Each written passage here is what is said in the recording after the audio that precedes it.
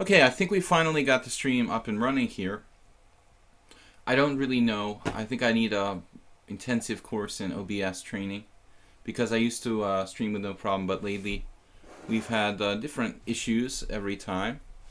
Maybe something with my internet connection. Hopefully we're going to get started here. I think that we're good though. At the moment it looks okay. Stream should come up in a minute. Yeah.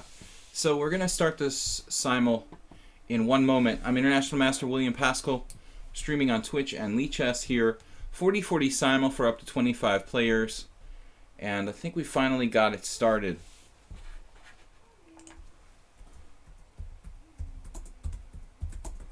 So let's go, and I'm going to open the entries here for everybody.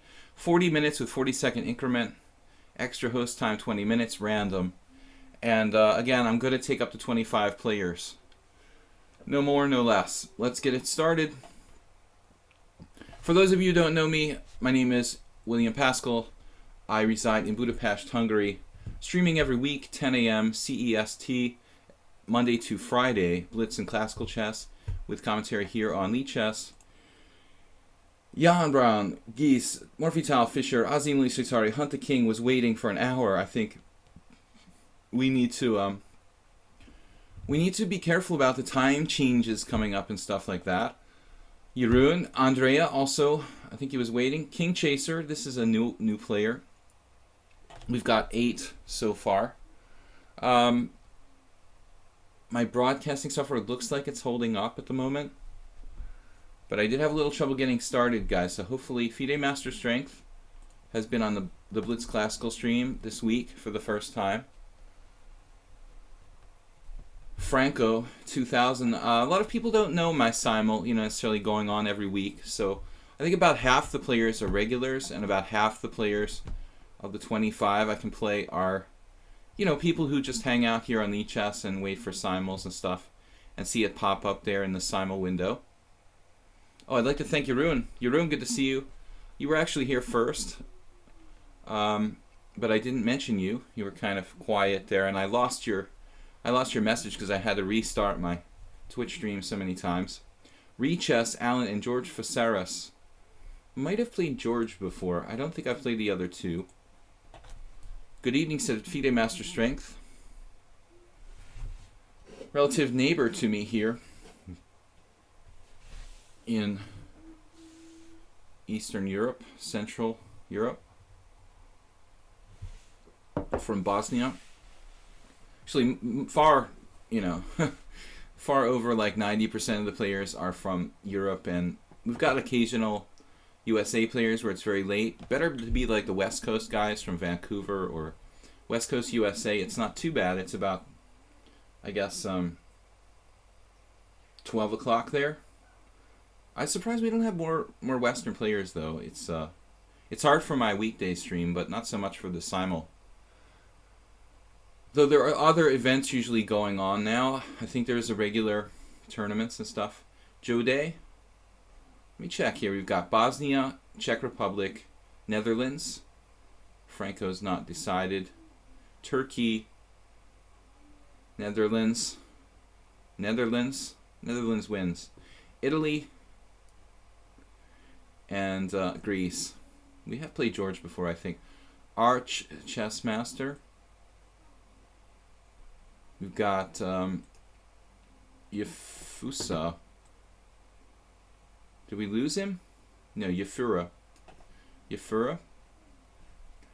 So guys, we're going to get quickly started as soon as we can. I mean, if it's only like 21 players, Thug Life has been on my stream. If it's only like 21, I mean, if we have to wait too long, I would start it. But I think we'll get to 25 or close to thereof. Is that grammatically correct enough for you? Close to thereof. The good thing about me is my skill in the English language is like Shakespeare. Go ratata. So you guys can understand what I'm saying at least. I didn't play much chess this weekend. Played a little poker Friday night. Steve Heyman. Avil, not Alvil, but Avil. Avil, of course, is like bishop in Spanish, but Avil. Moiran, as opposed to Monroy. Flowers for Allah. Actually looks pretty strong. 2180. And Moiron from Netherlands. Netherlands just dominates the Simul. I think Jeroen is inviting his friends or something. We've got 5 guys from Netherlands at least. You could be girls too, but I'm sure that that doesn't apply to our moderator at least. Fran Coma, move 11, move 11. Are you in the list? Move 11, are you playing? Where is your entry, move 11?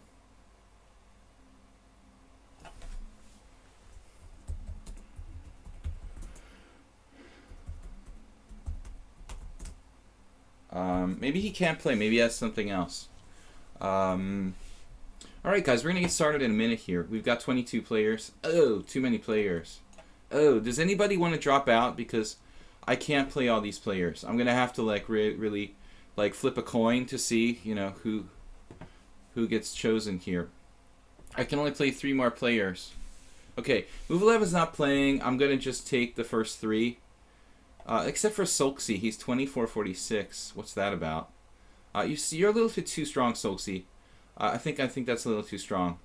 I'm going to take the first 3 players who are not over 24. And nothing, you know, I don't mean to discriminate, but 24 is pretty strong. We've got 25 players, going to start with those. So I'm sorry for anybody who didn't get to play. Solksy, you're just a little high rated for the Simul.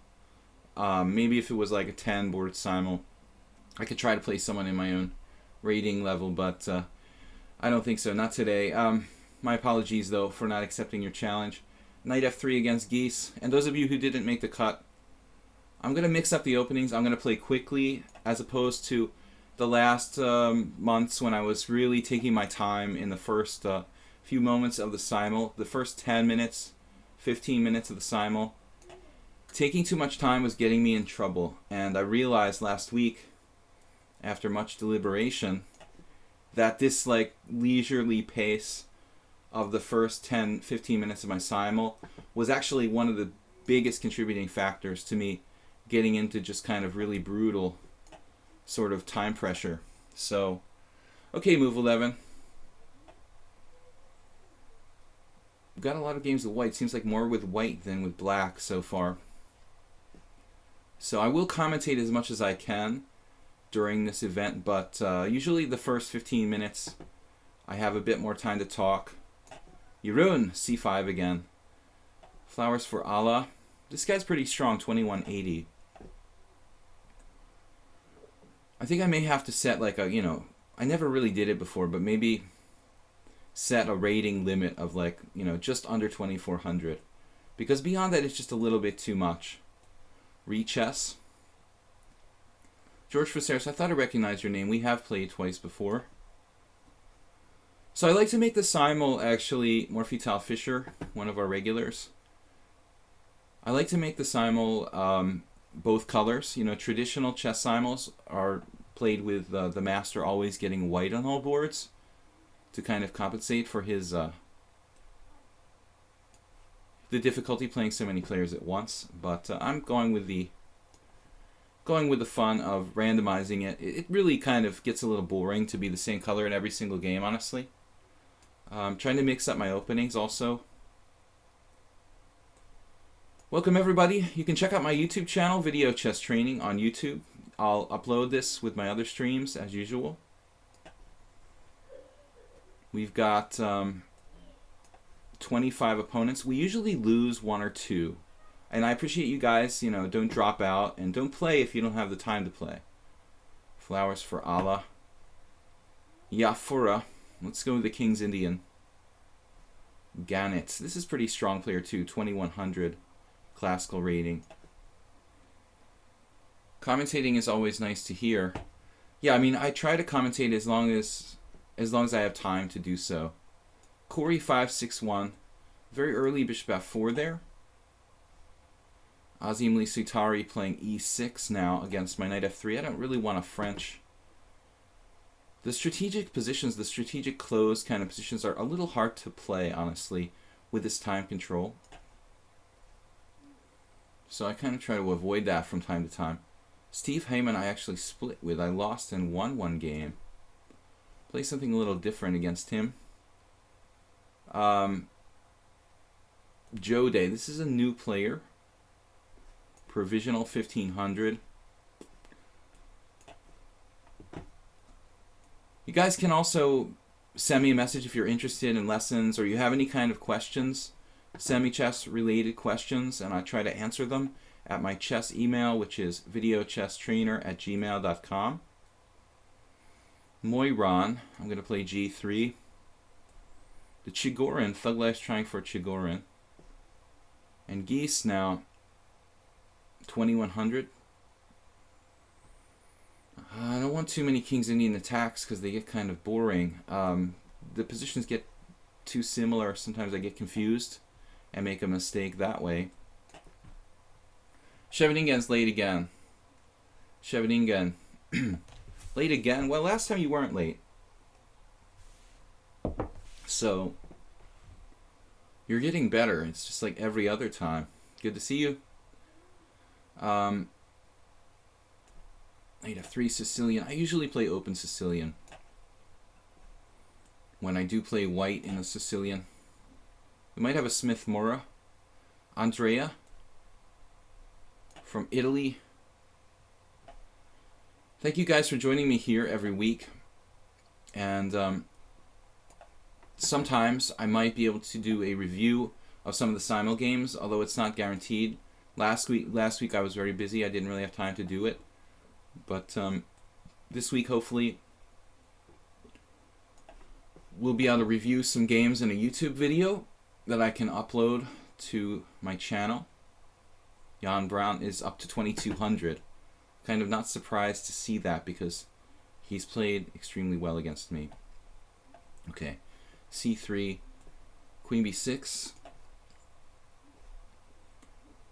So I'm just not going to waste a lot of time in the opening. I learned my lesson here the hard way, that you just cannot dilly-dally with white in these 25-man or even 20-man simuls, basically. Very strange setup by Alan. Bishop c4 and a quick knight e2. That's making me pause for thought here. Don't see anything really drastically wrong with that, though. Does block like the retreat square, so I could play knight a5. Trying to take advantage of this straight away with knight a5. Alright. King chaser. Hunt the king. And now we have our chess master, which played a line. I think Andrea played once against me. Advanced variation of the Caro with e5, f4. A bit unusual, but probably not all that bad. Play c5 feels like a waste of time there. Moving my c-pawn twice. The usual Sunday Simul time. This is live. This is not Memorex. If any of you are old enough to remember those commercials from the 80s. Bishop to b4, Nimzo Indian against Morphy-Tau Fischer. A bishop g5, rechess. Quite the unusual Trompowski. Franco 2000 has given me really bad struggles, some tough struggles so far in 2 games. And then Steve Heyman, I think the one other game I did lose to him was a Nimzo. We have some alternative options here. But I'm just going to play knight f6. King's Indian. Benko Gambit from Flowers. If I can talk, I don't want to say Flowers for Allah anymore. It's like a tongue twister for some reason. I'll just say Flowers. So, d5, too hard to say, takes too long. d5, d4. Caro-Kann. I'm trying to learn how to play the main line against the Caro-Kann. I was always playing the Panov and other systems. Got a reverse Grunfeld here against Gannett. Joe Day with a type of English defense, basically Queen's Indian. Maybe we could reach a kind of hedgehog. e6. In the Dutch from Moiran. Azim. And against Azim, I don't know, he's playing a Slav. He usually plays the Tarash. King Chaser, we did play before. And Jeroen goes back to his b3 idea. Maybe I'll play this like it was just a normal English attack with colors reversed. Andrea, how about like a Catalan type of thing? And then Arches Master. We just say Arsh for short. Gurgenidze Caro-Kann kind of thing. What's up, guys? What's happening in the online chess world? Queen b3 here. I don't know. This is like a position I would normally play with colors reversed, I think. d5, d takes c. I've fallen into that trap before. d5, d takes c. Actually, not a problem here, necessarily. Okay. Not the position I was thinking of. I was thinking my bishop already moved. So d5 is okay. d5 now, d4, it's a maybe Rogozin, queen's gambit there. Now b3, we could play a6 and get really frisky here. I'm not sure what the point is. Maybe e6 as well.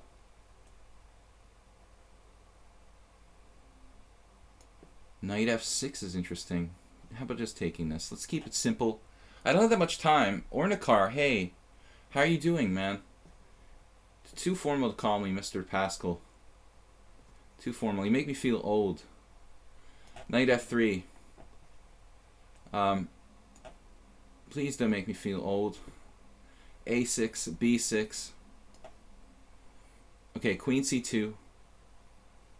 Murphy-Tal Fisher, playing the bull ring, knight c6. This is a simul. I don't want to get entrenched in some kind of really, you know, difficult sort of variation in the Nimzo. Knight c6 is regarded as like the safest line. Go Ratata playing knight d7. And I'm going to go away from the topical theory there. Bishop e2, maybe Averbach variation of King's Indian. Good to see you, Ornikar. Hope you're well. Site looks good. Queen c2. Okay. Knight f3. My game with Steve Heyman, actually, last time I lost, I remember, was like a line where I fianchettoed. I think he played bishop g5. But there's really no way to stop that at this point. I think I'll play c5, though. Something a little different. The problem is that could actually transpose to the line of the English I don't really play. Now an unusual move. Bishop b4 check from Carlos. I don't know. I mean, knight c3, we'll just play a kind of Nimzo. Maybe he'll transpose to Rogozin. Early bishop g5 here. This is a weird position. Play c5. Lichess said GG. I hope that doesn't mean he, like, resigned. Queen a4 check. FIDE Master Strength. Okay. So last time I played bishop d7 Rouser against him. I'm going to try something a little different this time. Good thing about being old is that you know a lot of old tricks. Bishop b4. Bishop e3. That's interesting. That's was played against me by an English girl. I can't remember her name. I don't think she really continued with chess that much. I had a game that went like e5, d5, c6, I want to say. I'd like to play c5, though. Let's try something different. Well, it's supposed to be secret.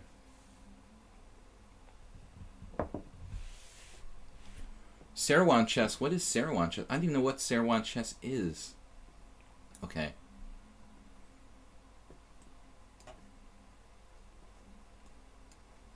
We've got a modicum of a time advantage here from our initial allotment, but it won't be there for long.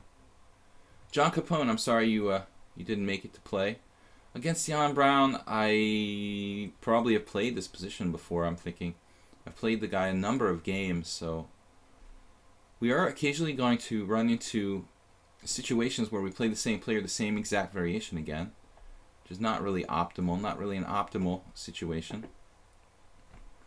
FIDE Master Strength showing his versatility. Last time he played bishop g5 against me. Now he's playing bishop c4. He knows the Sozin and the Rouser. That's pretty good, man. Bishop d3. Rogozin Queen's Gambit from Avil. Gannett playing e6. Yeah, it's hard to find a better move than e6, I guess, in the reverse Grunfeld. I'm white in a Najdorf. I don't know what I'm doing. Alright, I have an idea. John Capone says maybe another time. Richter Veresov attack. Do I play the Richter Veresov attack? Morphital Fischer. I guess that's another way of saying the Veresov. Well, I don't really play the Veresov with white. That shouldn't be something that can happen. Unless it's the weird Wednesday unusual opening stream. Don't have to fear the Richter Veresov from me. Now what, like knight g3 is main line? Never played that line in my life, but we're going to give it a shot. I've played it with black. G6 from Jan Brown. I think we probably played that line before. I've got a... Against Flowers, it's another same position. Two Rogozins. Bishop c4. Oops, almost blundered knight f6, guys. Be careful, got to play a6 there. And now Yafura goes crazy on me with h4. This is a pretty violent move, man. That is a pretty violent move.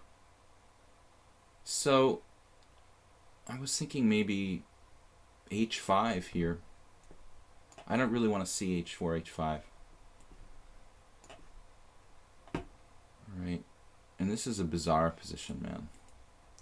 This is not the kind of position you want to play while you're taking any sort of hallucinogenics.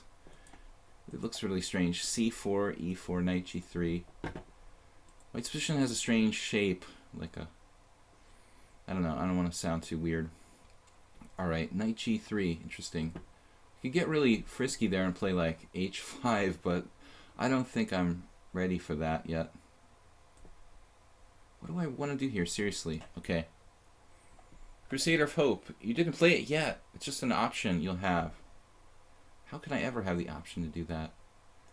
Wow, weird move from Moiron, playing like a Stonewall with bishop b4 check. Giving me a very pleasant choice. But I guess I'll play bishop d2. And Jeroen, well, you're in an English attack with color with extra tempo, basically, man. I hope you like the English attack. Oh no, English defense, sorry. Now I sound like an idiot. Yeah, the English attack. English attack is a little different from the English defense. The English attack is something in the Najdorf, Sicilian. Wow, a bizarre move from Gannett, who's like 21-25. He's playing f5 here. I think even Portish would play that. It looks really extreme. Okay, c4. No Richter Veresov. Alright. I don't know about that line of the Caro-Kann, but I have a terrible score with black in that. Against Azim Lisutari. It's a kind of unusual line of the Slav. Now here if I play queen b6, knight c3, could be some strange gambit. Take, check, queen a5. Queen b6, knight c3 takes, knight b5, queen b4 check, c3, queen a5. Not that clear, actually. Kind of makes you want to go for it. Alright, Flowers. It's a normal variation for this line. We got a few games that are kind of theoretical, like Bishop g5. Very aggressive move from Morphital Fischer here. I'm still going to play queen e7. Steve Heyman played bishop g5. Now, that is a little bit weird. Not necessarily a bad move, but you don't normally do that in this line. Wonder why. Queen a5 or just cd. It's kind of strange. Queen a5 here can't be a bad move. Alright, now bishop g4. What is my intention now? Bishop takes f3 in this position? Looks a bit odd, doesn't it? Could play bishop f5, but now why did I waste time? Oh man, f3 is a nice move from Yafura.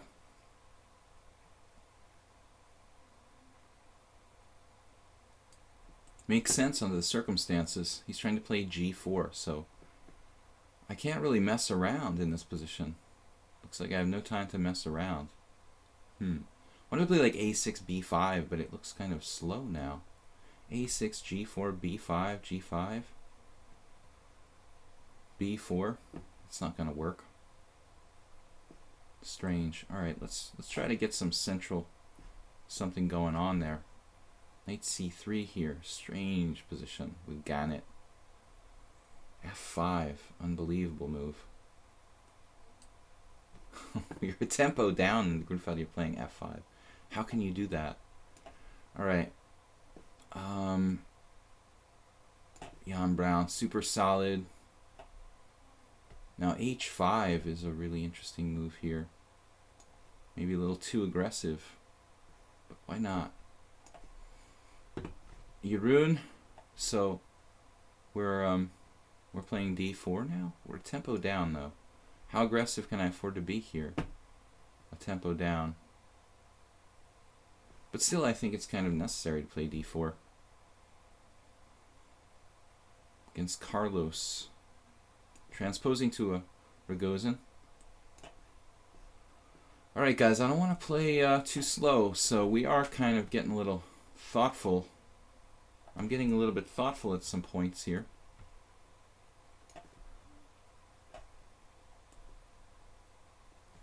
Maybe 92 first against Flowers.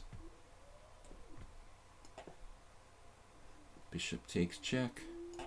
Unusual to exchange the dark squared bishops for black in the Dutch, though. It's a bit surprising.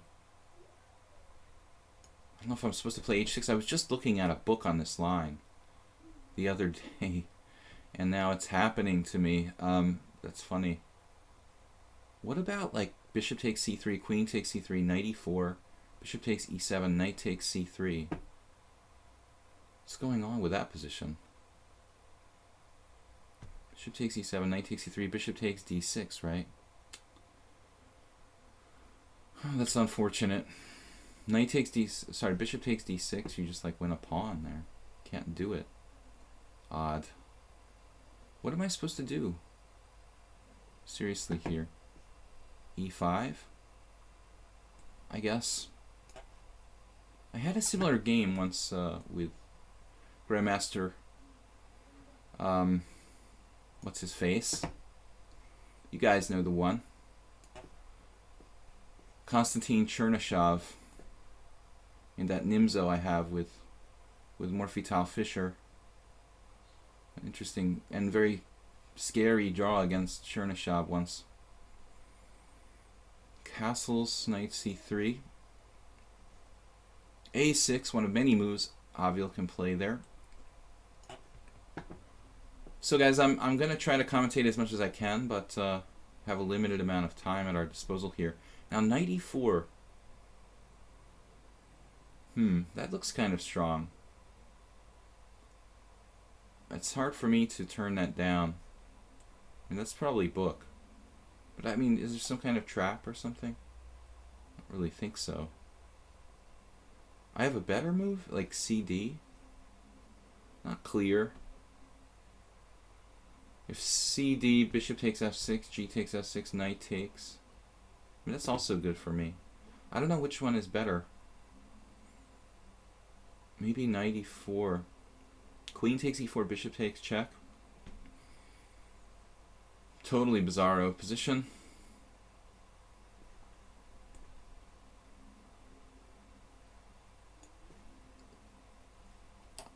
Andrea. h4, h5. Come on now. This is not the Yugoslav attack. Wow, h5.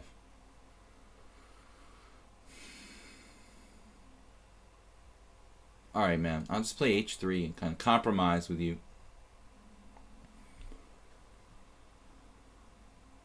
I will compromise with you on that. C takes d here. I'm not really convinced this is the best move. Yeah, why am I playing that, actually?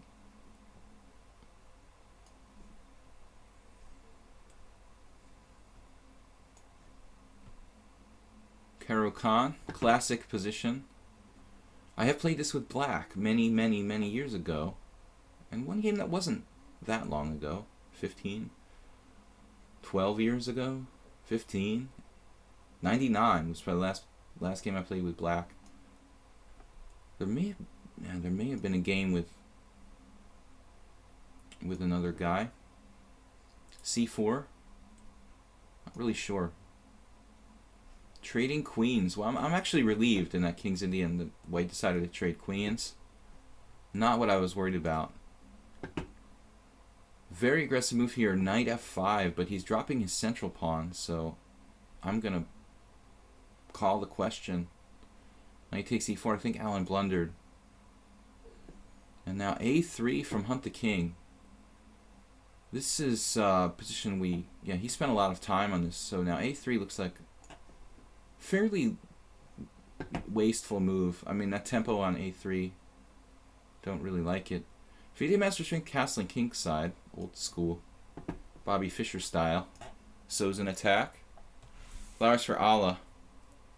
Thanks to the game. You do simuls every weekend, every Sunday at this time when I'm, unless I'm preparing to go to some tournament or something. I think in November we may be going out and playing a tournament.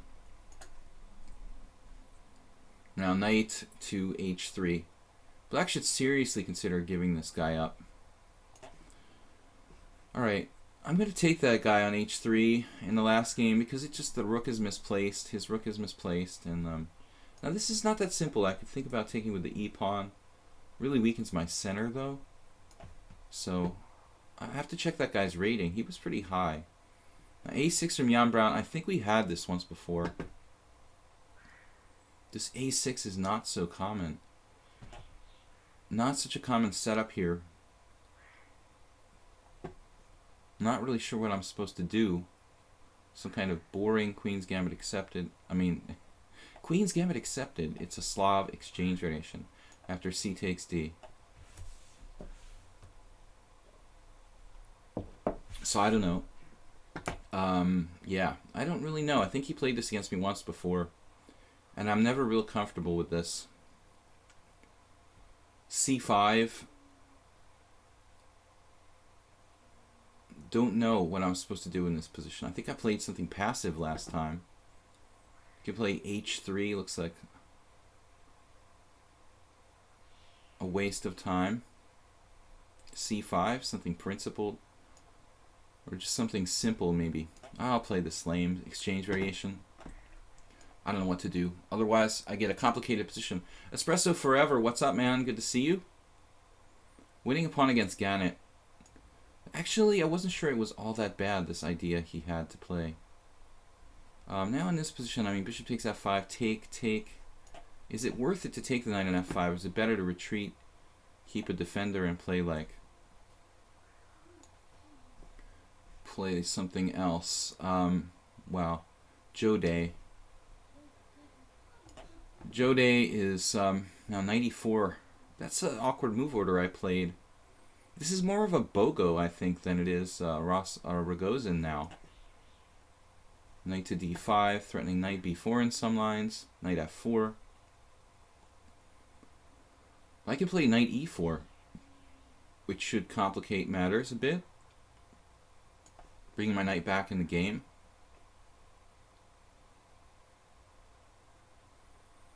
Now c3. I'll be right back, guys.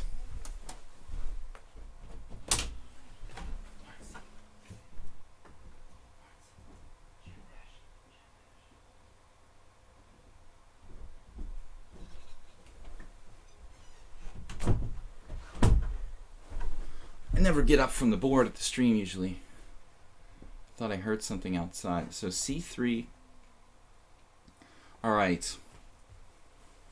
Wasting too much time on this simple position here. Maybe we should just decide what to do. Knight f6 is fine. But he's got d5. d5 would get a little bizarre. Alright. Especially in these positions where I have a good game, I'm not going to waste too much time. Knight a6 or knight d7 or bishop f8. Those are the moves I'm looking at here. Knight a6, knight b4.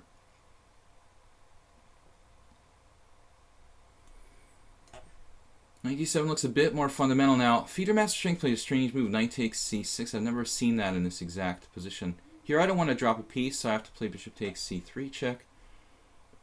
And then b4 from Franco. Franco. b4. He's been reading his Mark Asserman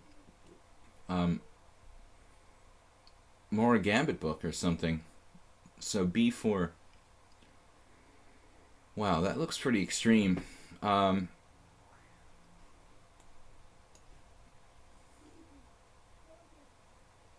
on bd7, knight c4. Timing is everything in this Benko line.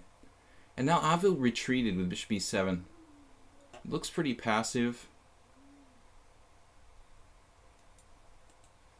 What's up, everybody? You thought it was the mailman with the new mouse. Yeah, I'm like Mr. Rogers, you know, the mailman comes singing to the house, you know. And he comes on the show, you know. Bishop e7 here. Very passive move.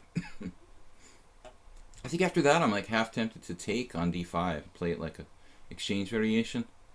Again, it drops a pawn there. We've got the King's Indian here. Again, George Fasaris. And then, oh, a Scheveningen with white. That's a rarity. I haven't played any of those in years. Looks like g6, bishop g2, bishop there. Whatever. g6 is fine. So FIDE Master Strength, giving up that knight on take c6 idea. Kind of controversial. Now queen g3. Okay, Ars Chessmaster scared me when he was called Chessmaster. I was like, wait a minute, maybe he's like 2200, but I checked his rating, he's not 2200.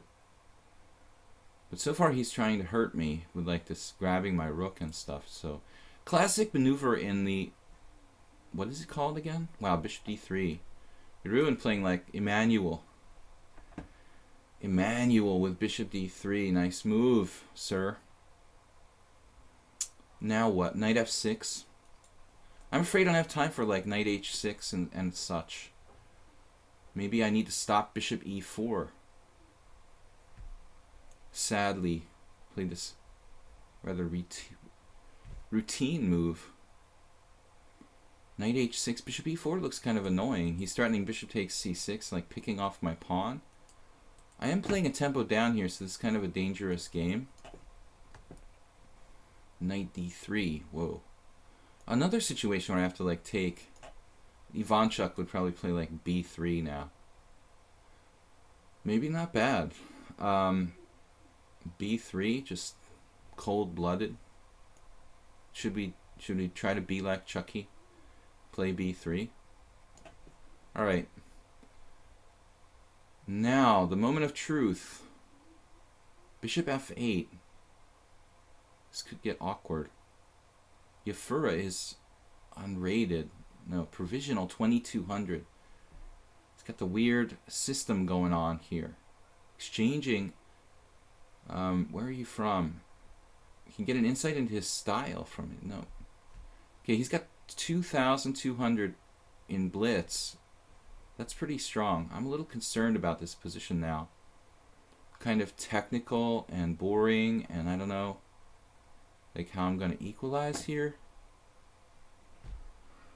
I wanted to play bishop f8, but then knight a4, and suddenly I'm not sure what I'm doing with this position. Interesting. How about knight e8, knight c7, very passive. b5's weakening. b6 weakening. Don't like this. I don't like this c5, man. That's a very disturbing move. Very disturbing move, sir. Not happy about that.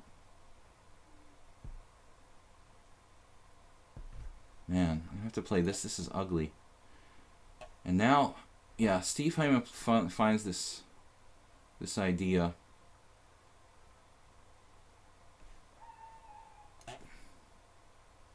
I think the mailman is here again.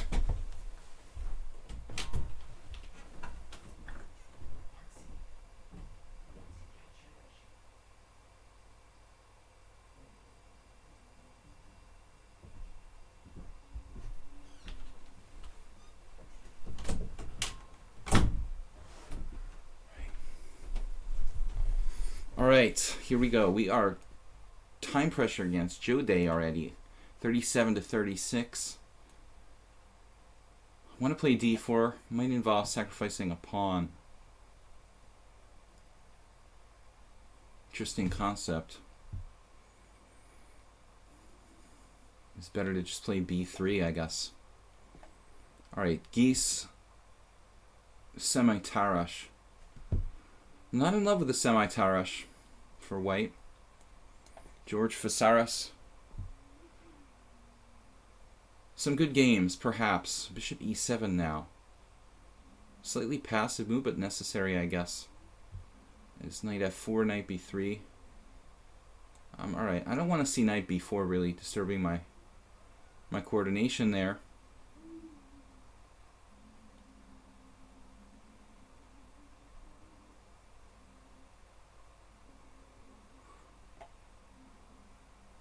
And rechess is making this strange position kind of work somehow. Thought I would have something here, but I don't see it. I just end up with a slightly inferior position.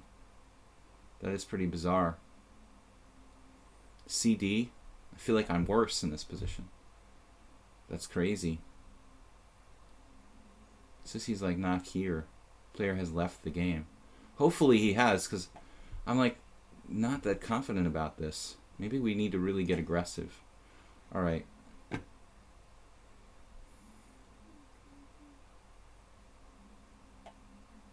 We have to be careful here. It takes b6. And so, what is this called again? Gurganidze Caro-Kann type position, right? Need to get our pieces developed, guys. Andrea played h5, very debatable concept there.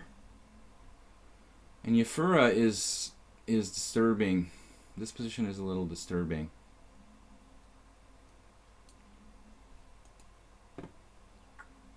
Not real happy about this. I'm kind of paralyzed.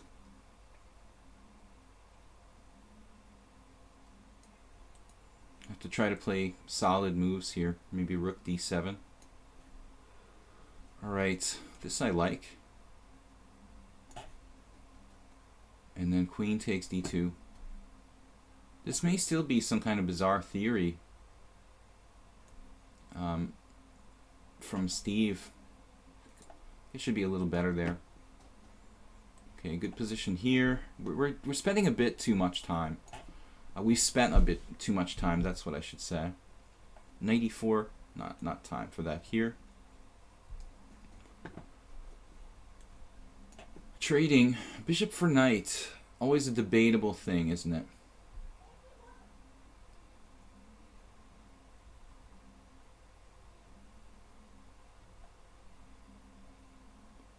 Bishop e7 and a6, it's a Najdorf. Takes d4 now. Do I double the pawns here or just let him? Let's chase him away from the center first, I guess. Knight c6.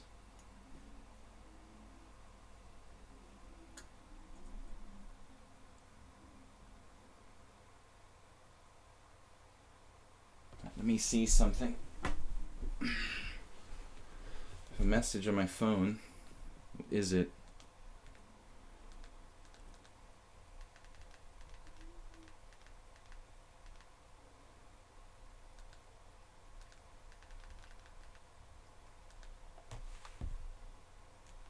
Sorry guys, just be right with you.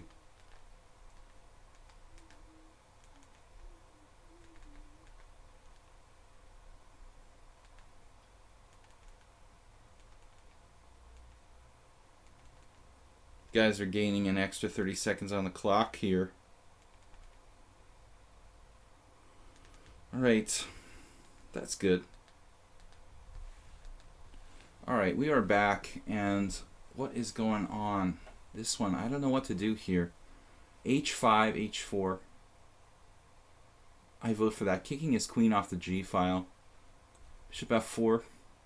This transposes to the game Paschall versus Wojtkiewicz, where I lost tragically to the late great Wojo.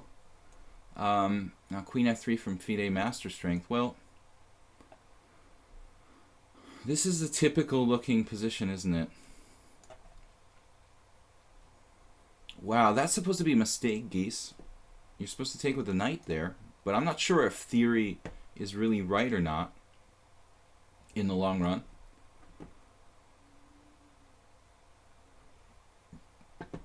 So are the two bishops better, or the development and space more important here? I don't know.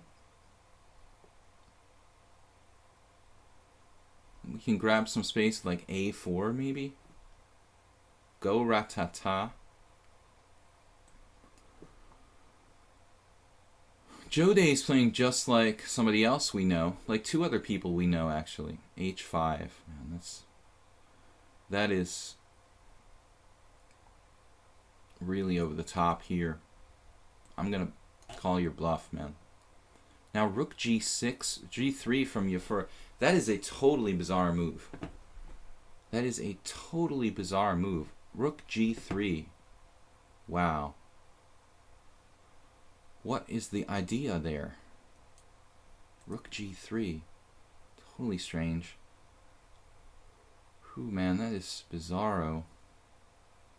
Man, king h7 I don't really want to have to play here, but maybe that's his idea. King h7, some kind of deep idea. If I play like rook e8, just to play knight e6. Nothing fancy. Alright. I'm way taking too much time. Knight e4 now. Moiran, I think Moiran knows what he's doing here. It's weird to give up your dark squared bishop to trade dark squared bishops, admittedly, but he's got some plan. And against Azim Sutari, we might transpose to a theoretical position there. Knight d5 now. That's just blundering pieces, right? I'd like to get a quick win in or two if I could. You won't hear me complaining. It's a national holiday here in Budapest. The Revolution of '56. So yeah, there's a lot of protests and stuff going on. I'm not really into that, as you guys can imagine. Now knight h5 from George, who knows the theory in the King's Indian. What's George's true rating? 16 in bullet. He only plays bullet. Alright, well, yeah, rook e1 is main line. Modern main line. Rook e8 here. Trading rooks. Queen c7. Back it off, buddy. And now what? Some sort of solid move. Almost like mouse slip there. My hand started like shaking. Alright. Knight h3, interesting. Interesting move, Hunt the King. I have played like that myself on occasion. Now we have rook d1, very peace pressure-y play from FIDE Master Strength. This is interesting. It's like bizarre. I don't really understand this type of position for white. No pawn moves. I know he's a human, but this is more commonly seen, this kind of lines from computers. I can be sure he's a human because he played me 2 blitz games. Computers like these positions where you don't move any pawns. Often I'll see like beginners using like computer engines playing these type of positions, but I know he's played me twice this week already. I guess he just doesn't want to take any risks by moving any pawns. Knight d7 now. Feels like it's kind of a mistake, actually. But I don't know what to do. d5. Every move I make feels a little like risky. Maybe I should just play d5 and d5, bishop d6 maybe, with the idea of bishop e5. That's pretty committal. Let's try it. This exchange variation, not my cup of tea. a3 and then like bishop d3 or something, or bishop d3 followed by a3. Pretty boring, honestly, but boring kind of works in these simuls.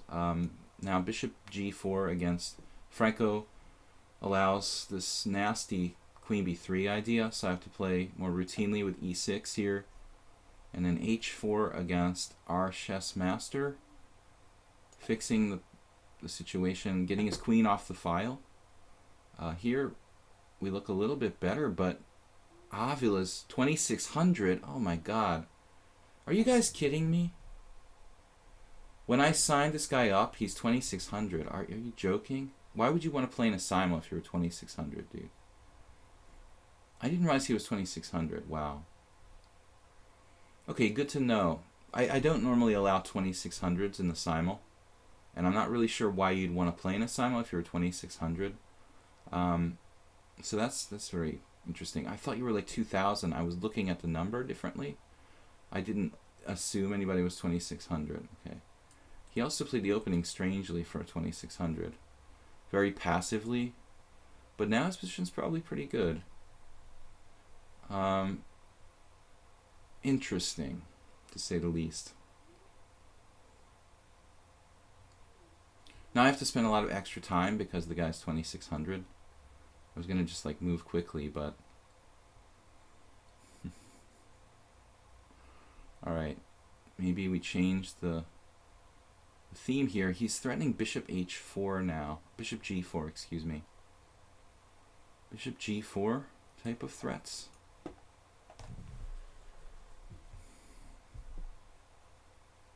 Not really sure if you were that strong, why you'd want to play me. It's kind of weird.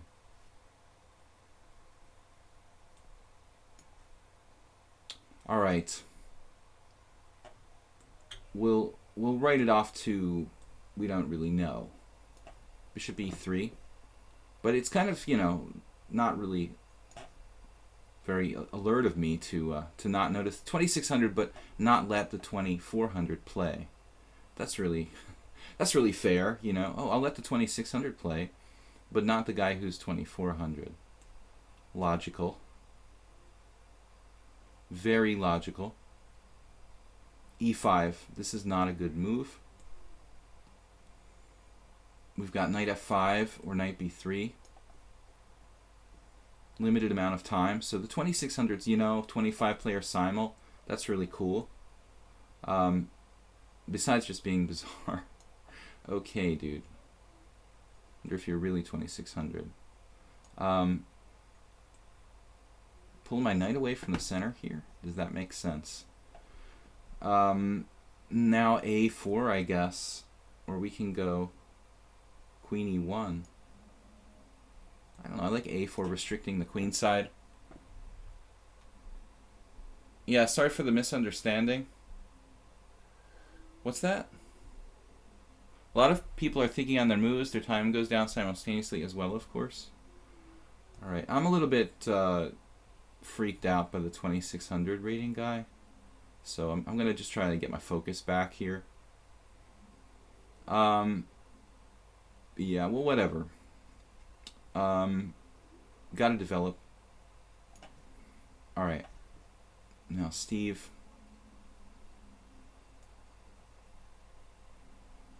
with a very solid position there. Despite apparently wasting some time, he seems to have a reasonable game.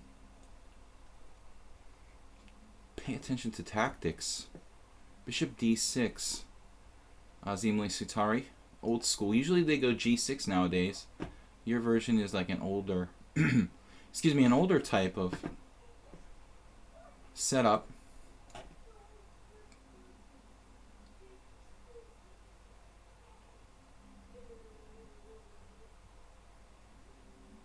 I don't know. Should we castle queenside? Shall we castle queenside, ladies and gentlemen? And George Viserys playing all theory here. Knight g5.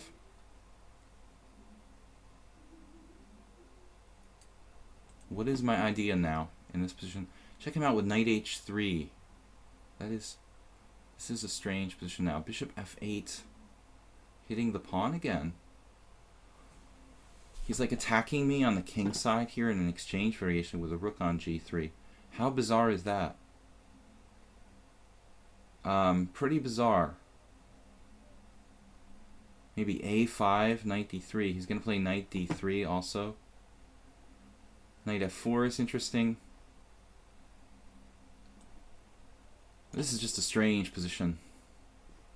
And Go Ratata breaks out with c5, which looks strong.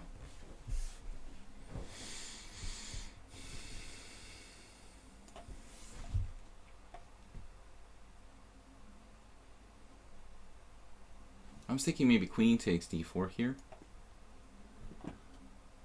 This one is winning for black. Now we have a piece sacrifice from Andrea, which does not look sound. Piece sacrifice, sacrificio.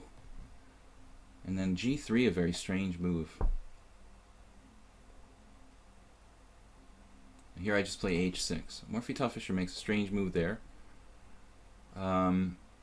Now I don't know what to do. In our Gurgenidze, the crazy f6. Wow, he takes quickly. That is a strange setup, man. h6 is a bad looking move. Maybe queen c2. That looks risky for black.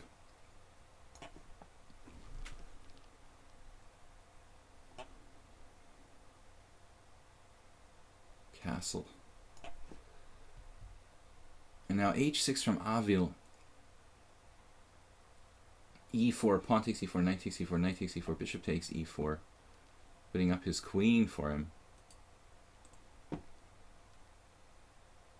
This is just strange.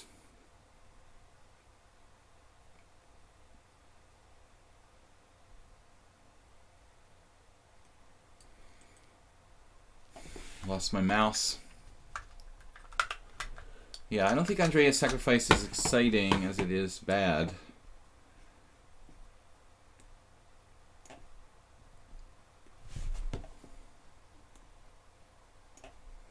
Alright. Oh, you just do that.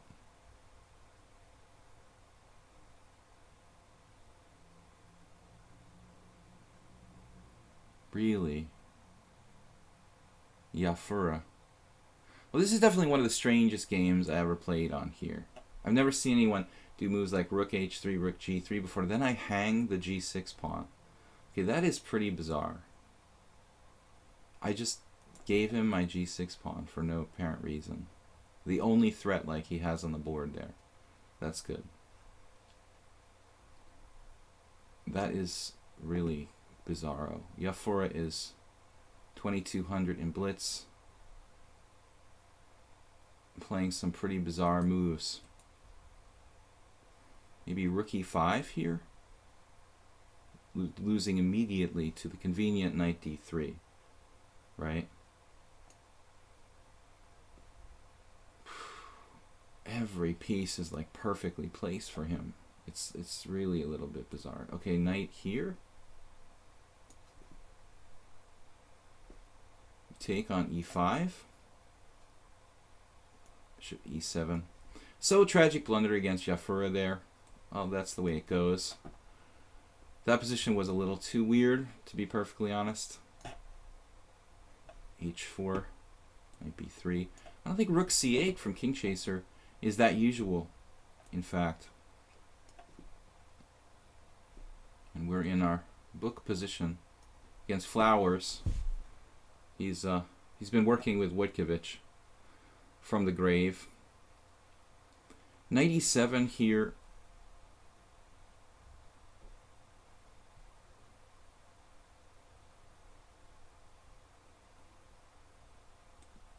Well, my knight is going to get in a weird situation on e5, I guess, but we can come back to like g4.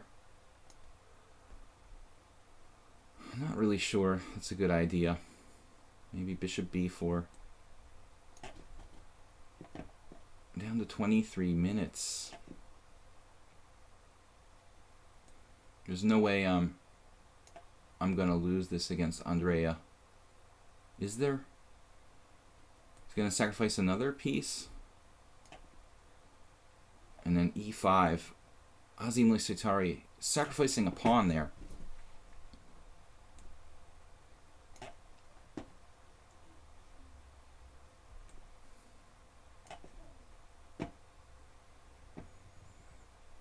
So I think against Ars Chessmaster, I really need to rethink my strategy here. Maybe I made a mistake. He's playing pretty solid.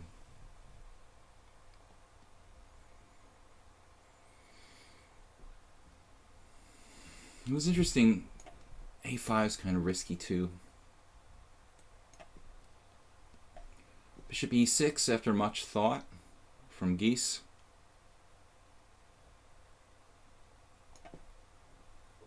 I think that's best move, Geese. Another piece sacrifice. I think it's too many pieces to give up. And George Fitzgerald plays c6. This is possibly still book. It looks like he's following the theory. At some game like a million years ago. But I mean, you know, it's not usual that everybody knows this line. It's pretty theoretical variation. So now I don't know what I'm supposed to do, actually. 96 right away. Rook b1, queen b3, maybe queen b3. And you ruined kicking out the d4 square there. It's pretty hard to deal with. I think I have to take. And this gambit game looks okay for me. That's what I was trying to say, gambit game. Trying to spit it out, but I had trouble saying it. Maybe knight d3, rather wasting time. Rook b8, a new move, for me at least, because Wojo played bishop d7, which is a good move. Rook b8 is probably some sort of improvement over Wojciechowicz. And now b5. That's a pretty gutsy move. Now here we have better structure against Steve. h5. Strong attack against Go Ratata. I find it sometimes just playing sort of primitive style is best. Andrea there, I'm going to take this.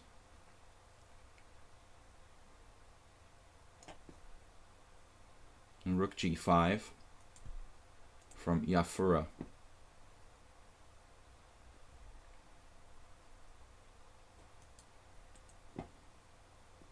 Not really sure. This is okay for me at all, of course. But we have to do something.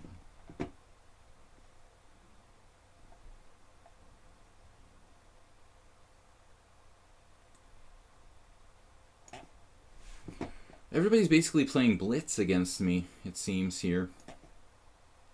Which is what I try to avoid. You know, I don't really see the point in that. You guys, I'd like everybody to take their time a little bit more. Not just trying to push me over on the clock. But whatever. Alright. Here we go. So, bishop e6 from the 2600. Looks like a strong move. Why a 2600 wants to play me? Interesting question. What's interesting about that? If you're 200 points higher than me, probably the highest rated classical player on the lichess with 2600. Interesting.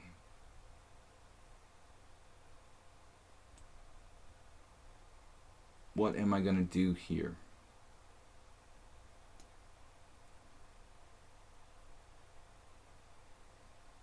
Rook c1. Try to get all my pieces in the game. Now Andrea, king g1. Looks okay.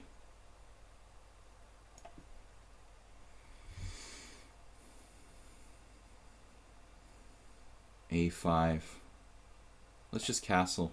Much safer.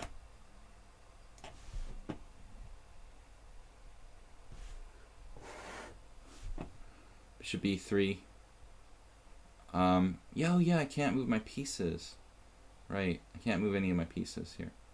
This is like, it's too composed looking. I'll just resign this game against Yafura. Just blundered there, blundered. I don't see any reason to continue that game. Castles. I feel like Donald. Alright, Rook b8. Knight f4 is a very good move. Excellent move, in fact.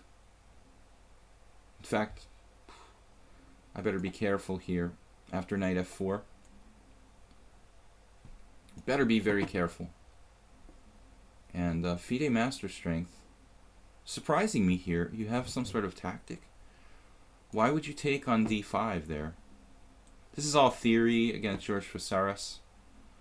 I had a game with an English FIDE Master, I remember, in that line. Queen c5 from Jode.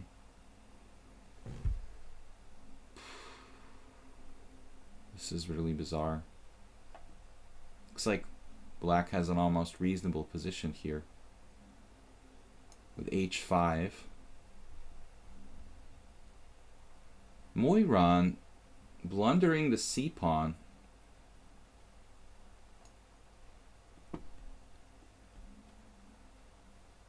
I have to be careful against Franco with my queen position. Knight a5 from King Chaser.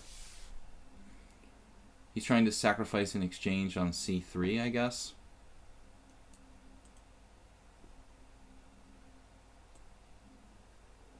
With the e5 push.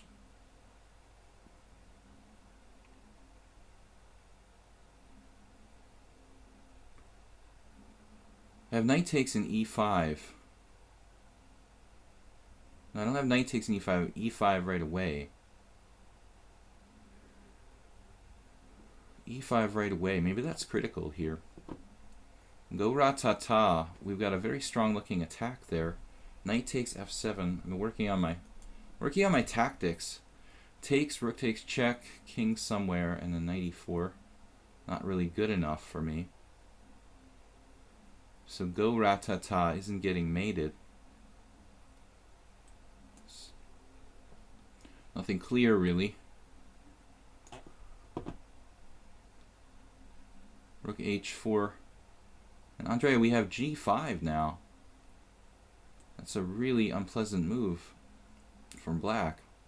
Because I don't see how you protect your rook after that. Weird development in this position. Maybe knight b5 is FIDE Master Strength's idea. Knight b5.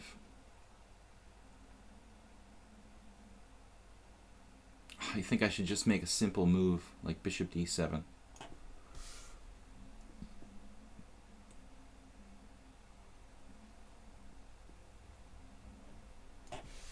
We're getting in a little bit of time pressure. I don't really see now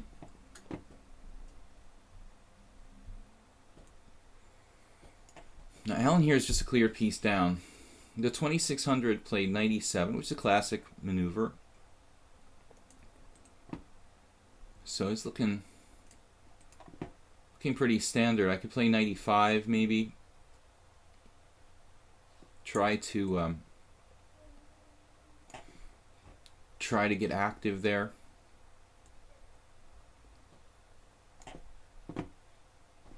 And this is all book against George Fasaras. He's a theoretical player. But Azim Sitari just blundered. Knight takes d5. That's pretty significant. It looks like it's just losing for black. Bishop f4. Here I was really scared. I opened up the f4 square for our chess master, but he, I think he kind of misplayed this. Now we have the upper hand. He's kind of paralyzed. I mean, rook a2. We lucked out there. I mean, we gave him a huge opportunity. Now Moiran losing the c7 pawn, hopefully. And of course, we've got to deal with this. Knight b4.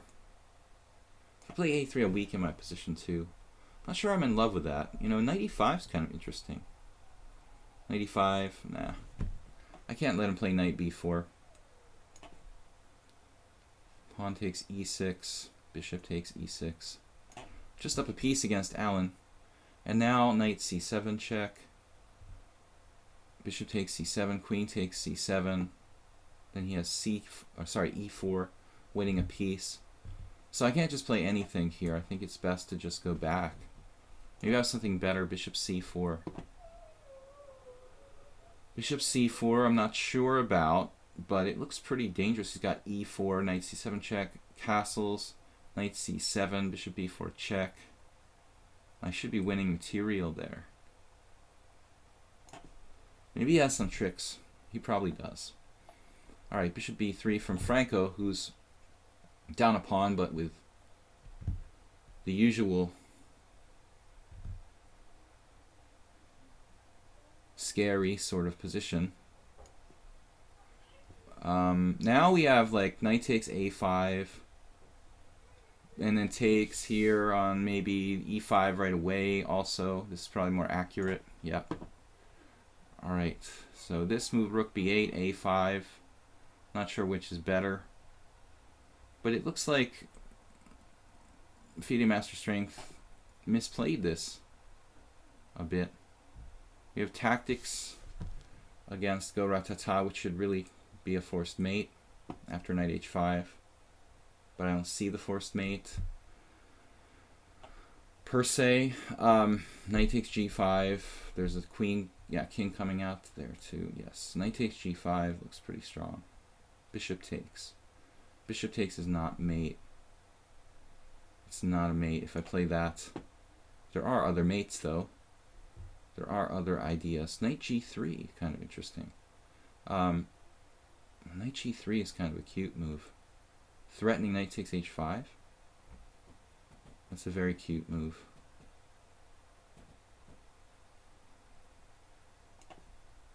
Alright, now I've got to be careful of my rook, potentially hanging. King d7, that was the point. Classic Gurgenidze maneuver. And Andrea has, I have c5 check. Just surprise. A good game here against Steve. I'm at least equal there. The 2600 now played c5. He's playing basically like Karyakin. I would say on the level with like a Karyakin with c5. Very tactical move. I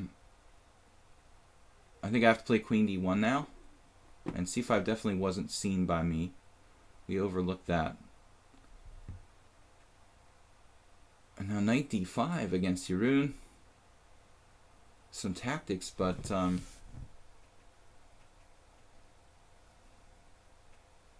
it's not a developing move. It looks a little bit artificial.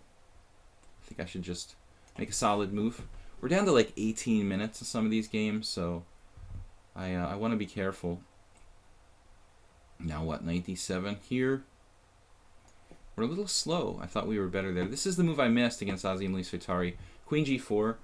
I mean, I saw it in the last moment when I played the silly, maybe not so silly, bishop c4. And we're clearly a pawn up here. It should be good for us, actually.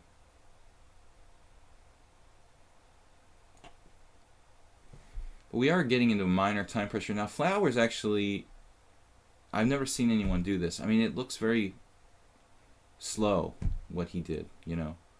But he has these massive tactics with like rook takes b2, knight takes e4. We've got to watch out for. And I think against FIDE Master Strength, we're just slightly better. We have no intention of like losing, you know, the queen or something like that. Bishop d6 would be a lame move. We've got complete control over the position though. a5, f4. f4 from George Fisaris. This is surprising. Now like rook d1 maybe. Knight a2. Forcing me to trade. But his king is in the center. Now queen d6 from Moiran. Gotta be quick. And then Hunt the King plays d4, totally changing the pawn structure. I'm going to shut it down. He has...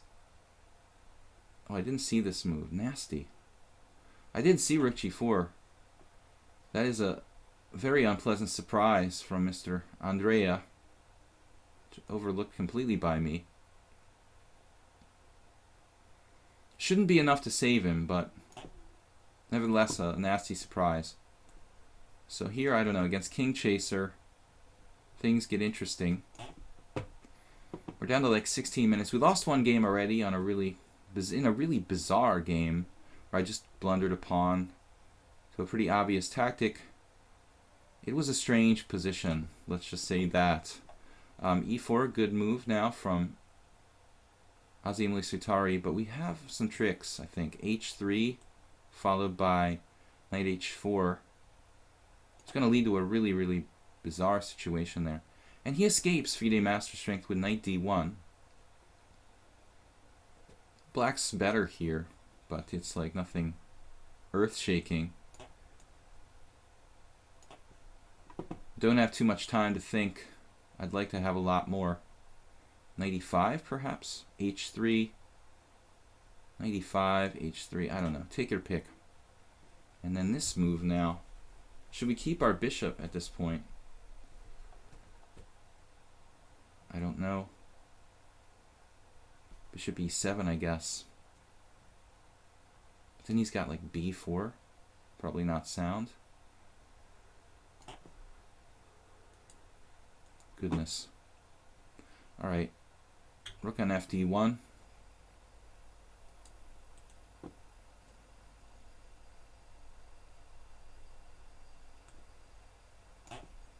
We are running out of time. We're down to 15 minutes.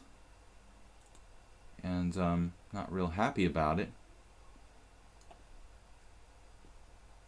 H4. Forcing a trade of pieces against Allen. Morphy Fischer now pretty solid here. I thought I was slightly better, but it's not so clear. Bishop C6. Knight E4. Everybody's playing quick, quick, quick. Hunt the king. Entrenches his knight on F4. And I've got problems with the bishop A6 coming here. It's pretty nasty. So goodbye. Goodbye, Mr. Knight. We got to get that knight out of there. Although maybe it's too late if I play that. Actually, this is getting a little bit bothersome. Rook E1. Joe Day moving. Knight C6 now. Okay, this is just getting more and more bizarre. I guess I'm better with that queen on C5. And I thought I had knight C6, knight H4 here against him, but it's a little bit messy, knight H4. I'm not really sure what my next move is if I do that. Come to think of it. Maybe I have to play knight D2. Wasn't really what I was hoping for. The only game I'm sure I'm winning is Allen there. Now D4, knight E4. I'm thinking knight E4. FIDE Master Strength playing maybe a little too fast. Now queen takes D5. We win a pawn? I think we win a pawn here.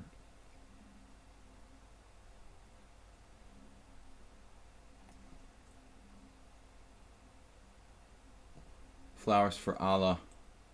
Rook B1. We are solid. No, Rook A1, a strange move. It looks like Steve Heyman is trying to get tricky. I was thinking Queen G5 even.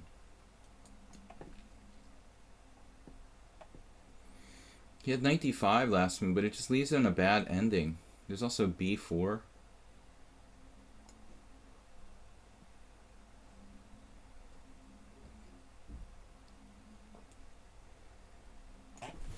But most players not giving me any time to react at all.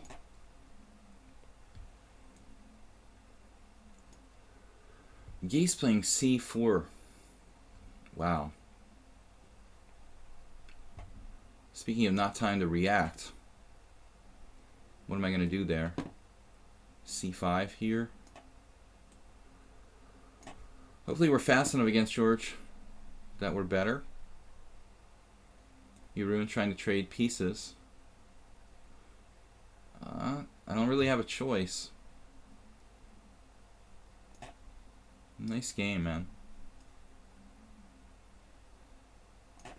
But Jan Brown, I don't think he's ever lost a game against me. So this is the mate here. Knight h5 check. Kind of a cute one. Okay, let's go ratata. And then f5. And knight c5. We have a huge position. Looks like here against FIDE Master.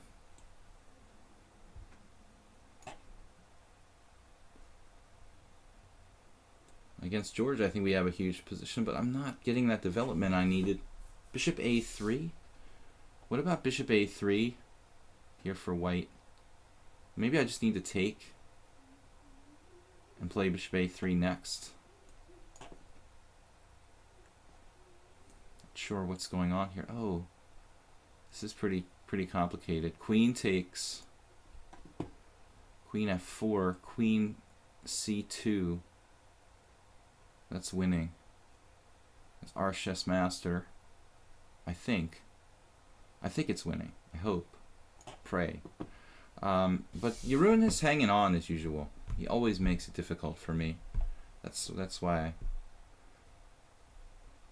makes my life very unpleasant.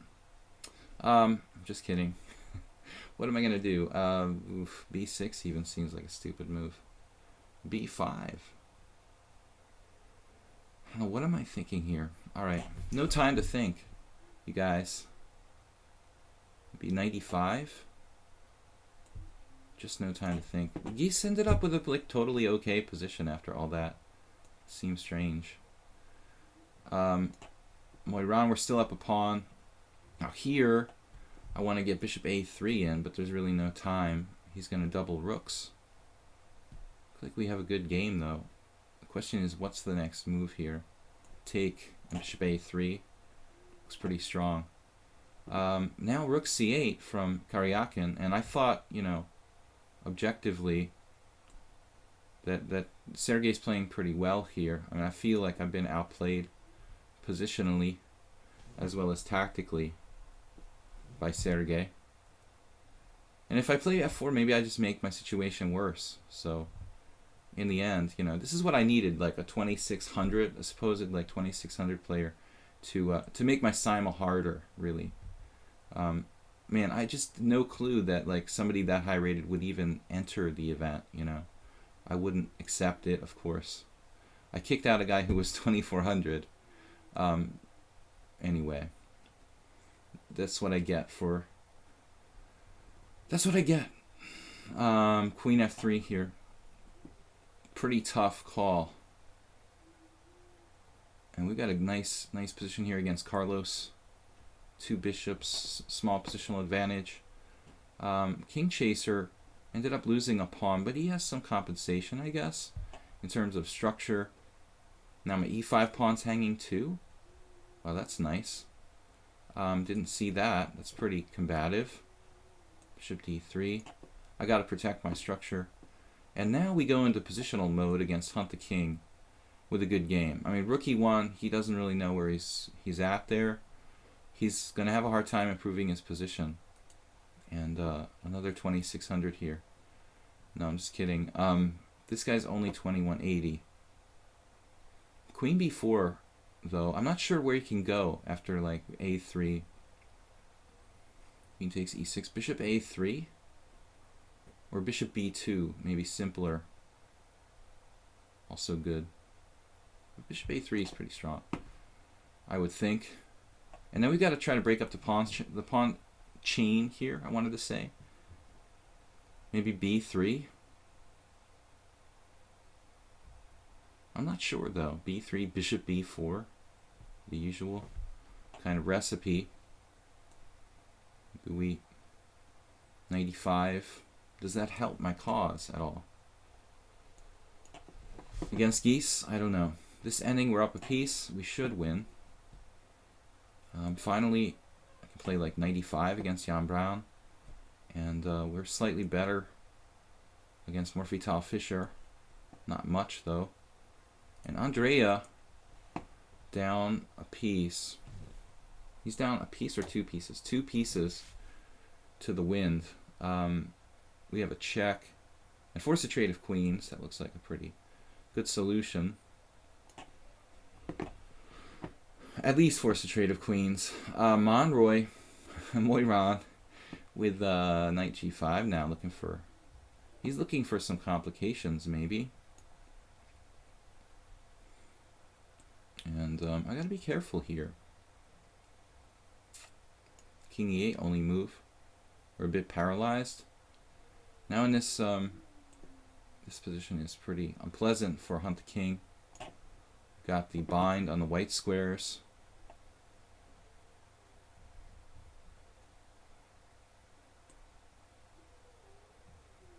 Not really sure what to do now. Bizarro. Bishop a3 may be a mistake there. Maybe I have to play bishop e1. It's getting really strange. Oh, knight d5 check. My goodness. This looks highly suspicious. Knight d5 check.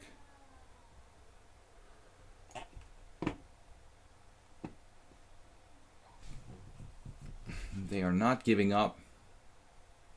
Alan is not giving up. How can I make him give up here? To further my cause, shall we say.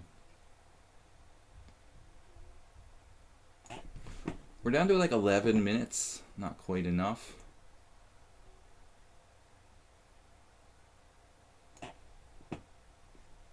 b5, that's a concrete move. Thought about that. I kind of half expected it, actually. Alright, so black gets the pawn back. You have queen takes b7 with attacking chances for... So my guy is hanging. So like rook e1, bishop f4. Something quick. And I'm not even up material against king there. Knight f4 now. Try to simplify against Moiran since I'm up material. This is a mate, I think. Should be a mate around here. Queen g3 now.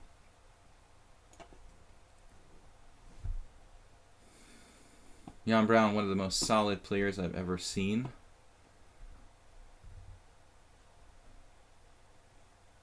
It's almost impossible to be that solid.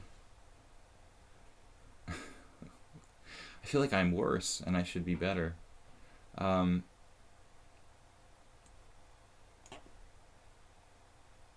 this is Karyakin now. So Sergey is just better now. I mean, he's just totally owning the center. But maybe we can do something by taking and changing the dynamics of the structure. Knight f5. I put my piece on the wrong square. Perhaps I should have played. This position is just getting too weird. I'm going to take this. It's just, Carlos, it's just getting too complicated. h3.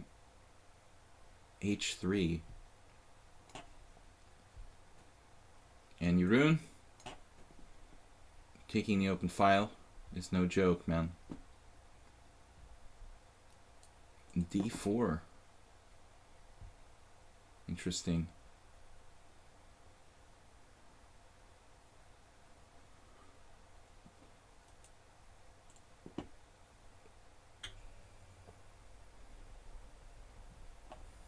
I guess we'll try d4 against FIDE Master Strength. Meanwhile, back at the ranch, we've got to stop that knight from getting in there. And f5. French defense type position we should be winning against Azim. We've got to kind of keep it simple for the sake of the time. It's very important. That's the problem. Just not a lot of time, and it's sometimes tricky. So in this one, knight b6 is a threat, or not? The rook takes c3, some sort of exchange sacrifice is possible. Knight h5 is possible too. I gotta be really careful here. Flowers for Allah is trying to do something, so... And now king up. There's no apparent mate. There's a lot of fun stuff here. I hope it doesn't get too complicated. Queen d3 check. This is like a problem. Queen d3 check. This has to be mate. Good thing, again, I was practicing my problems.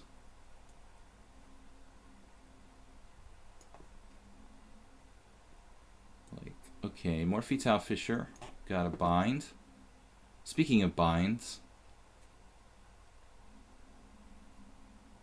Hunt the King is in trouble.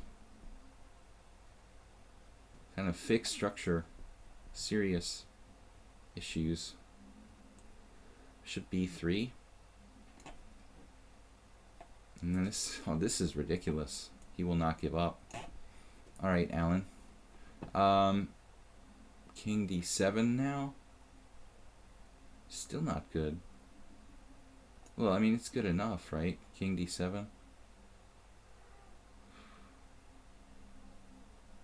There's no sense in wasting too much time here.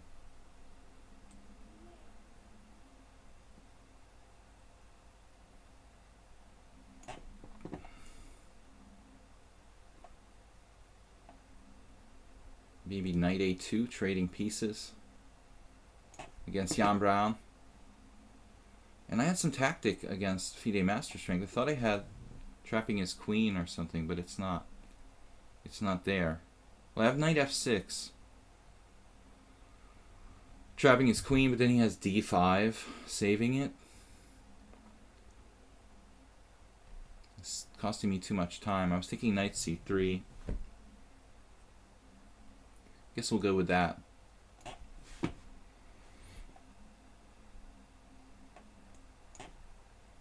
And we're just getting into too much time pressure. But I'm happy with the move I made here against Karyakin. I mean, at least I have a fighting chance now. 92 feels like it's probably what you think it is.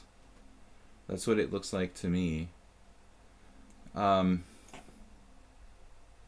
If it looks like it and it smells like it, it probably is.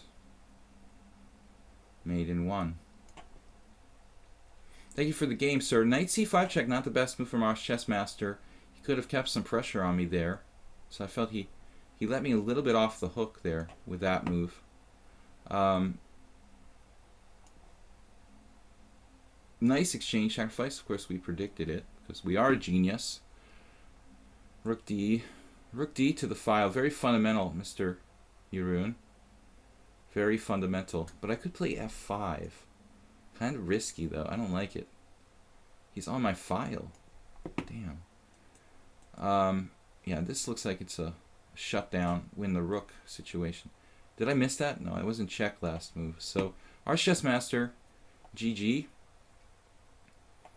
So I don't expect him to give up. But there's always hope. You can always hope. 95 maybe here. I'm trying to shut it down a little bit. Queen f5. Look at that move. Now that's a seriously combative move. Queen f5. From Jode. Carlos transitioning this whole position to something like a nightmare. It's all closed and he's got two knights. Now there's no sense in my... Absolutely no sense in my bishop on a3. And I don't know. Queen takes d3. Alan was put here to frustrate the hell out of me. A takes b, knight takes e4. Good exchange sacrifice. Well, it's sort of positionally forced. Now he's starting c3. Flowers for Allah. 2180. Well, I have to do something, so I'm going to have to play like knight d1, it looks like. Only move. I mean, anything else just like loses immediately. Rook c8.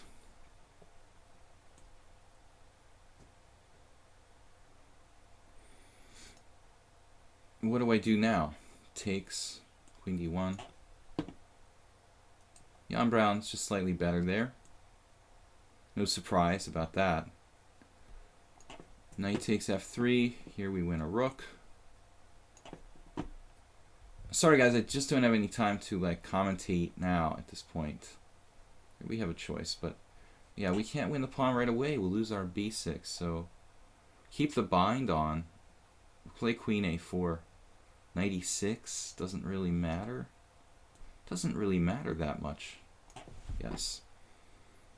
And this position is bishop takes g2, bishop takes e6, queen c6 or something crazy. Wow. That is just bizarro. I don't really have any time to think about it. So bishop takes g2, bishop takes e6, pawn takes e6, king takes g2. Unclear. You know, I really don't have time to think about it. Here, we'll keep the structure, I guess. Try to keep the structure. Here we're just winning a pawn with check. It's got to be worth something, but maybe not. Maybe it's better not to take it. No, it's worth it. I'm winning the whole kit and caboodle there. So that's important. Carlos coming to life with pawn there. Wow. All right. Opening it up, probably not really the standard approach against the two Bs. And Geese making a terrible move. Why did you do that? You had bishop b4. We're going to finally end this against Alan. This game was sucking up a lot of my time and making it hard. So now against Karyakin, I'm losing at least a pawn here. It looks like I could sack an exchange. We could play like knight d4. We just lose too many pawns though. We could sack an exchange. That's not really enough. I guess knight g3 is sort of forced now. It wasn't really my original plan, but I guess we'll have to live with it. You know, I mean, it's not easy to play Sergei. Pawn takes pawn. And then mate. The mates are coming. I guess black has 2 pawns for the exchange there in that game. It's pretty troubling, but we're still alive. And then here, it should be better, but I'm not sure what I'm supposed to do, per se. H4, H3. Saving some time. Now what do we got here? 2 pawns for the exchange. Technical situation. No entry points. My black might be better. I'm not sure. I've got to be active, not to be worse, I would say. Active, not to be worse. Let's try this.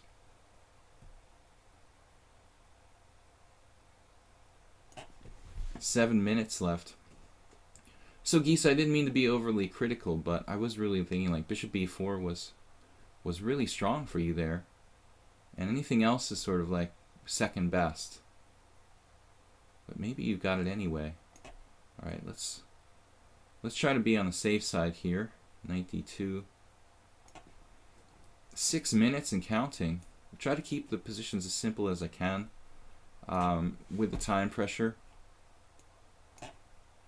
that we have here. d5, only move from Mr. FIDE Master Strength.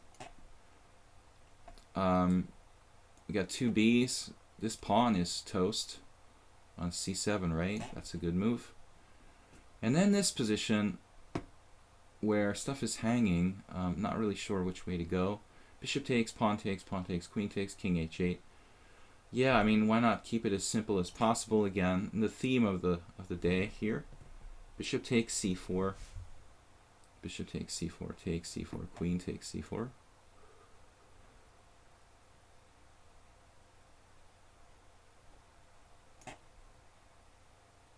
Bishop f4. Wow, he used all his time up. And I guess I was going to do g5, but now I'm having second thoughts. Knight f6 looks like simpler here. Alright, knight e6, trading queens. That rook looks trappable. Bishop d4. That's an annoying move. Really staying active. What about the e7 pawn? Flowers for Allah. And now queen takes this guy. We're winning. Guys, sorry I can't really commentate. No, but I mean, we're playing a player who just plays Karyakin style. This is a Karyakin system, you know, for black. How he played the opening, I mean, is very, very Karyakin-like, if you think about it. Bishop d4. I didn't just pick Karyakin, like, out of the air when I said that. This type of Queen's Indian structure is a Karyakin favorite, you know. Okay, so here we are better. Here we're better. The rook was almost trapped, but not anymore. Rook c6 not possible. It's just a lot of games left, though. That's the problem. I really struggling with the pure amount of games we have left. But Franco's gone wrong. He doesn't have enough compensation at this point for his sacrifices. Queen d3 now. Changing my mind here every minute about that position. And here a4 is interesting. I'm not sure it's a risk I want to take, though. How do I get in there in this game? He's playing g4. Wow. Are you trying to get me on the king side for real? How can you do that in this position? I could sack an exchange with rook d7. Doesn't look sound at all, though. Okay, queen c2. I don't know what to do. Queen b4, b6. That's forced. Defending my knight. Box. Box move. King f2 from Jeroen. I'll make a similarly neutral move.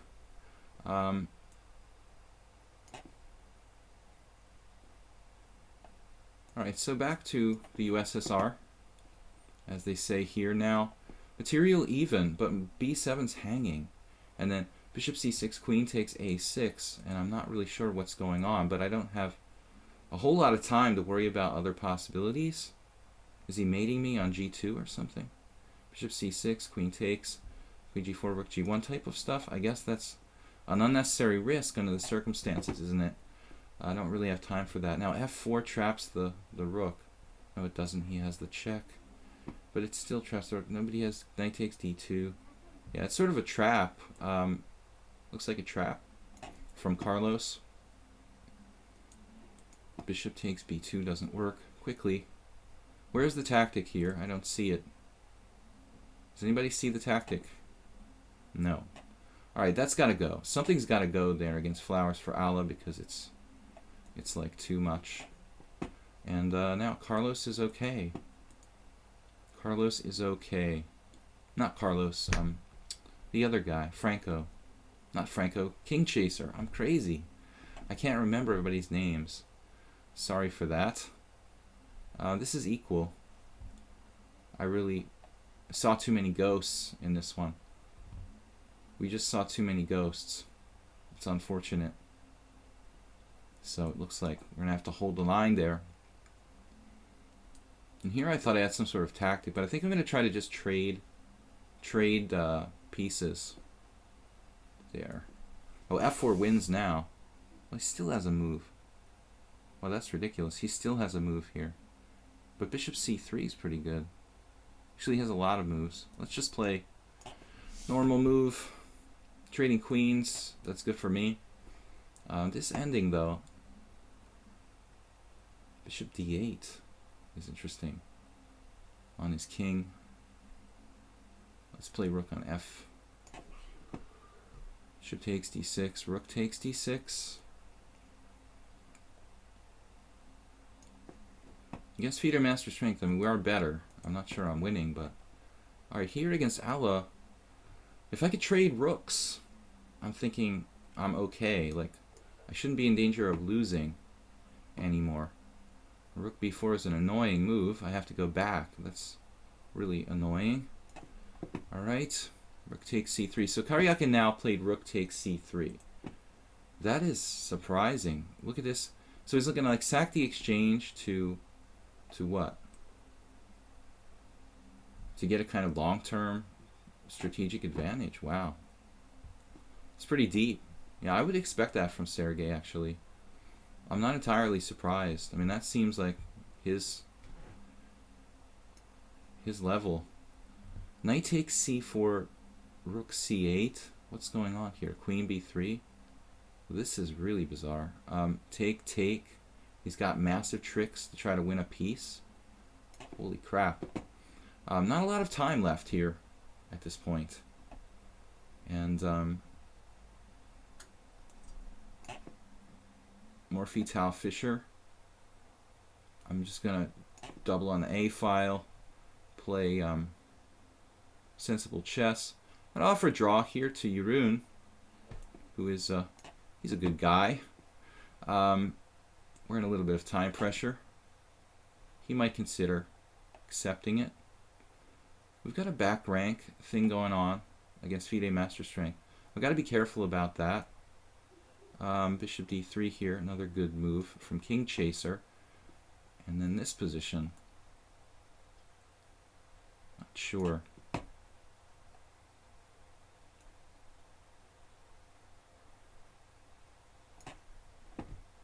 If I'm even better there. This is a really strange game from Jode. I have knight h4. No. Okay, this is just getting too bizarre. I have knight d4. No. Everything doesn't work here. It's a little ridiculous. Knight e7. Jode, what's your real rating? 1596. He's 1596? Seriously. Wow. That's a 1596. Okay. Alright, dude. This looks drawish to me too. Against King Chaser. I'm going to offer him a draw. And in this game, I mean, I really should be winning here. It's FIDE Master Strength. And this one we're better. Well, we're really low on time. We don't have a lot of time to think. So, I probably made a mistake against Jan Brown there. I said that he was better already. And then this move was sort of a trap I was setting for Morphy Fischer for a while there.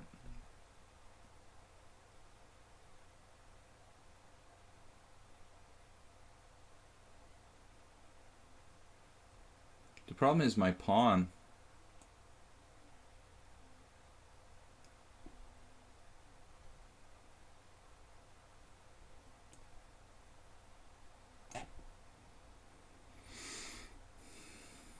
Avil sacking, Karyakin sacking the exchange here, that's pretty deep, man. I mean, of course we don't, we're not going to be too surprised by this, right? Objectively. And FIDE Master Strength has a defense. Holy crap. I did not see that at all. Wow. That's good. Let's just try to avoid losing on time wherever possible. Now my bishop's hanging and my other guy's hanging, so don't have too many choices there. Jan Brown just better with black in the Slav. Like perfectly played. Jode is scaring me too. I think Jode is a little too good. He's got me in a little bit of trouble here. I have to be very, very careful not to lose this, probably. Wow, he's hanging e8 with check. All right, I'm gonna take that. And then this one is good for black. c5 just wins, I guess. So against Morphy Fischer, we're taking the exchange. Against Karyakin, I'm in big trouble. I mean, there's a small chance I could hang on somehow, I guess. But I sort of doubt it. Not because of the position, just like what's going to happen in the future. Here. Speaking of trying to hang on, I'm dead against Jan Brown, basically.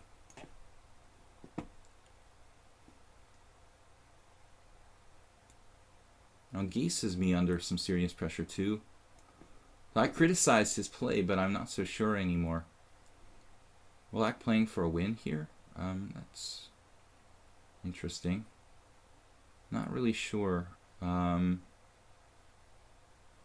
in that big trouble here, objectively. But we do have to move fast. Maybe e4. We have enough increment, though.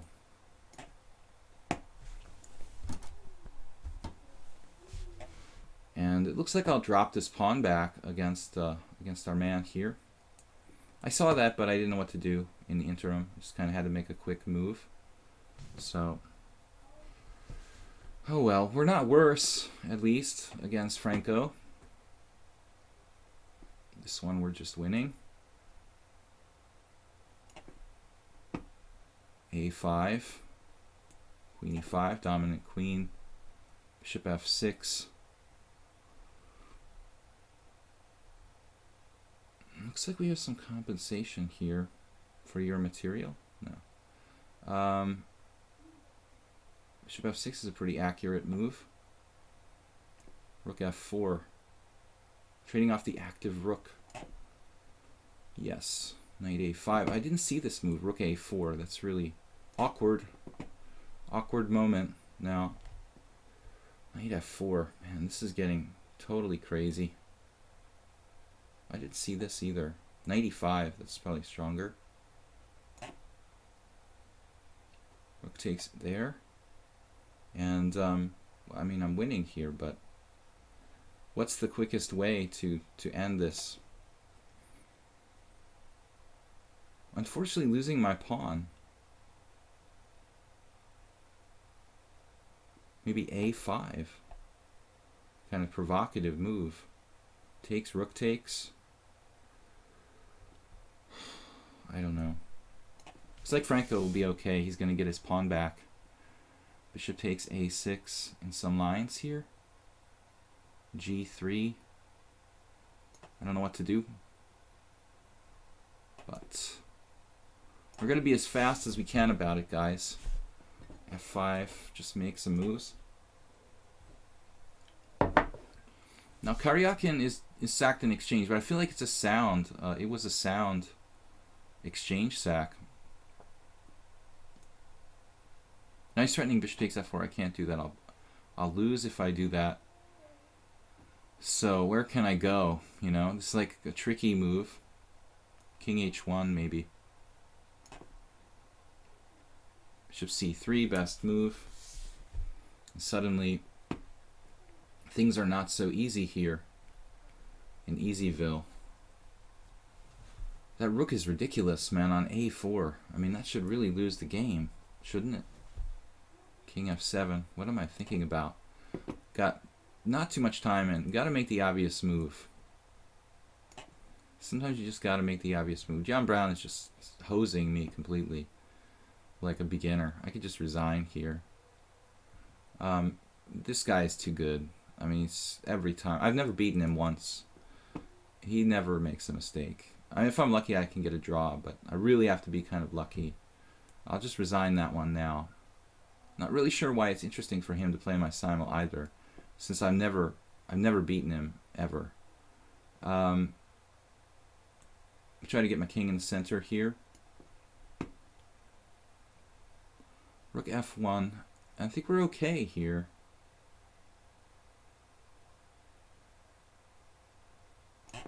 Against King Chaser. Against Jan Brown, he played a non-dangerous opening, but I have to be accurate there, and I wasn't. So I lost.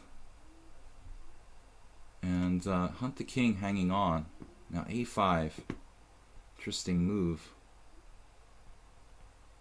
Maybe a4.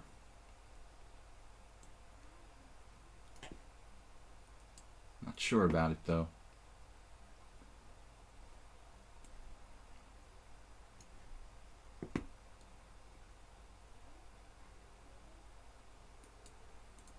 Knight g6. Looks like black making inroads. This knight g6 move. I think I should try to trade queens here at this point.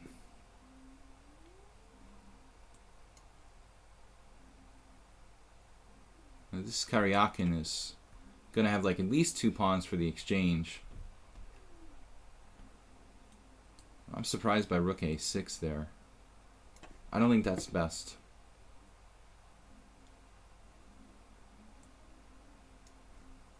I'm just trying to trade some pieces here against Carlos. I guess I shouldn't tell him about it, what my intention is.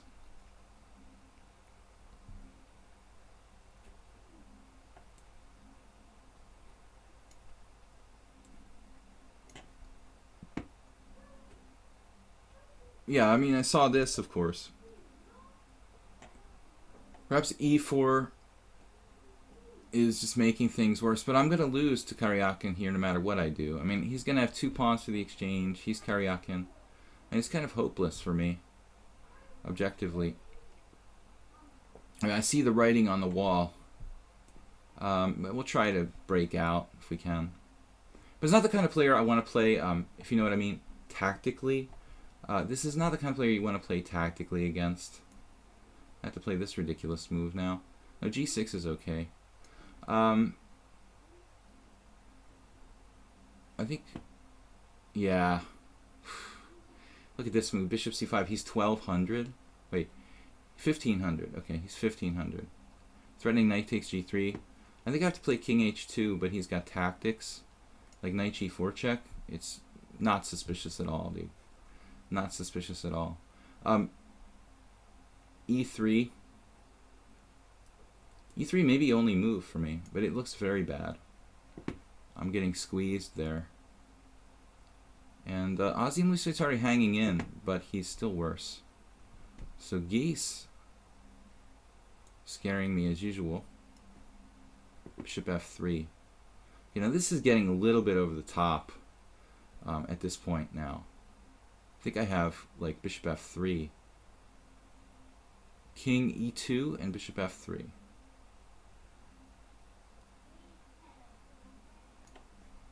Alright, bishop takes f6. King takes f6.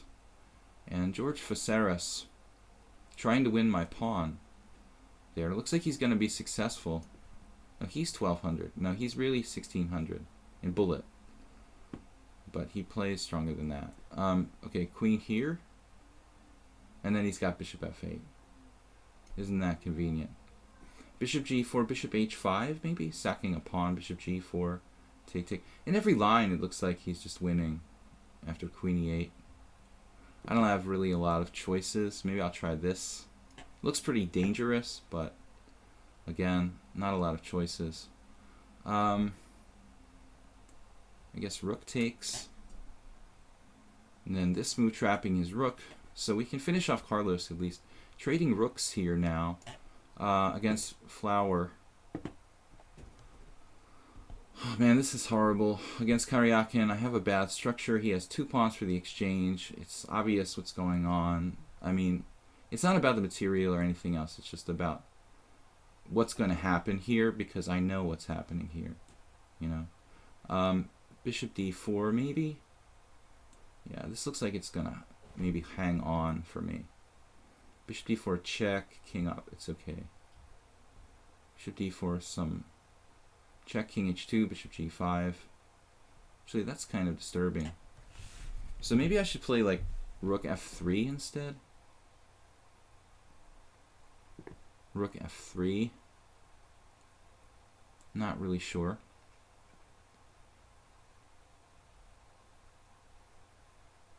I don't have too much time though, so I don't want to waste too much time. Knight d7. Not really sure who's better there. Rook h4. We do trap the rook. Now bishop b5 was my idea.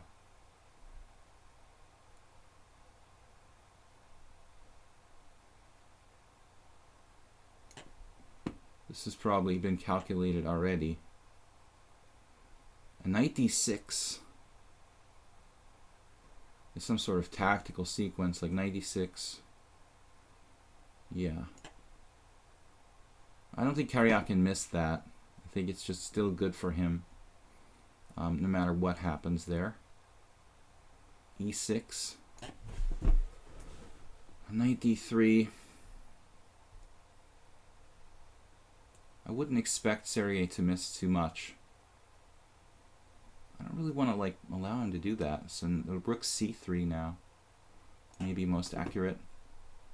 And this game is a bit tedious at this point. There is what I expected from George Faceras. And we've got f3. Sacking a pawn here, right? To try to break open his king. Does that make sense? Now bishop e4. I'm basically trying to hang on here. I think I just blundered. No. Wow, bishop e6, e4 is not legal. Got queen a4 check. Alright, Azim, we will trade pieces with you. Now there, you are not getting out, but the open file is much more important than anything else here, Hunt the King. And then this guy's got bishop b2, rook c8, open file.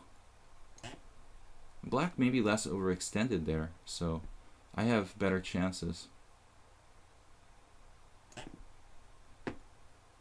e4, f4, queen check.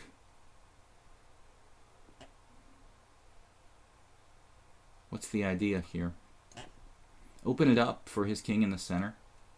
I guess somehow I'm alive. I thought I was dead against Jode. But if I can trade a set of pieces, I probably won't lose immediately. This is trading. Speaking of trading, we're going to try to trade some pieces here. Rook d3. Sorry guys, I can't commentate more. Just try to be as humorous as possible. Now this move.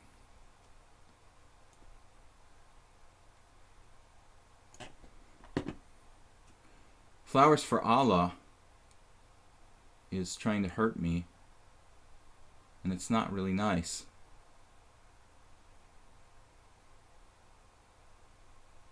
We should really hold on in this game. We have this pawn, check, and that should win. So FIDE master strength, still I can't take the piece though. Well, Karyakin has this, of course. It's probably been calculated to the end. Rook takes d6. He's like pinning me or something. Yeah, I thought I had a move, but probably end up losing material. And now queen takes e6. Queen takes a7. And black is up a pawn. He's also got queen c4 check, which is a nightmare.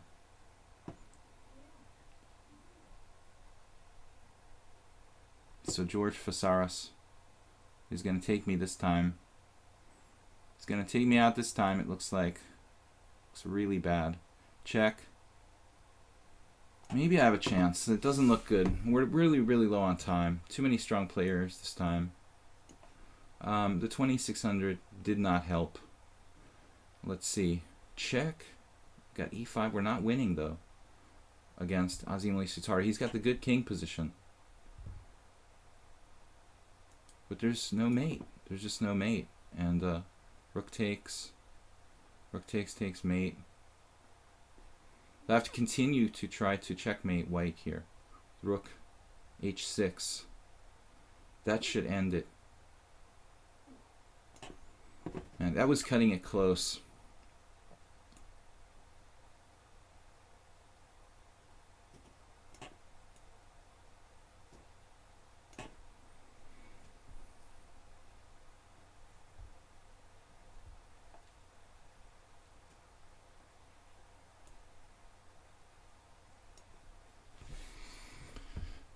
We're getting desperately low on time against Karyakin. It doesn't look good. Yeah, pinned here. Yeah, you make your own judgments about this game. Bishop takes g2. He's 2600, all right. Now bishop there. I'm sort of like not seeing how I'm going to lose this. All right. That rook is trapped. Queen c4 check. And then what? What should I play here? Knight? Or bishop? Does it matter? Maybe it matters. Better do this. Bishop b3 though. Really nasty threats. Looks like here.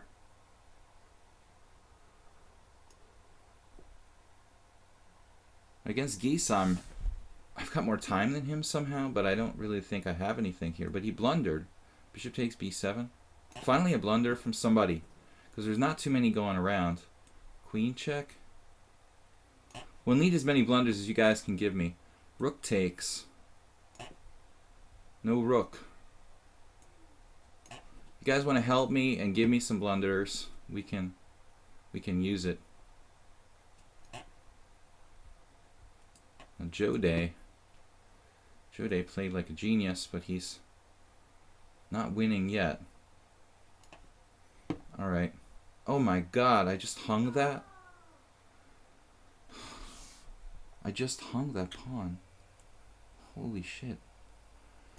I just hung my central pawn on d5 against Flowers for Allah. That's really sad. Knight b6. That's a game I never should lose. This is totally winning.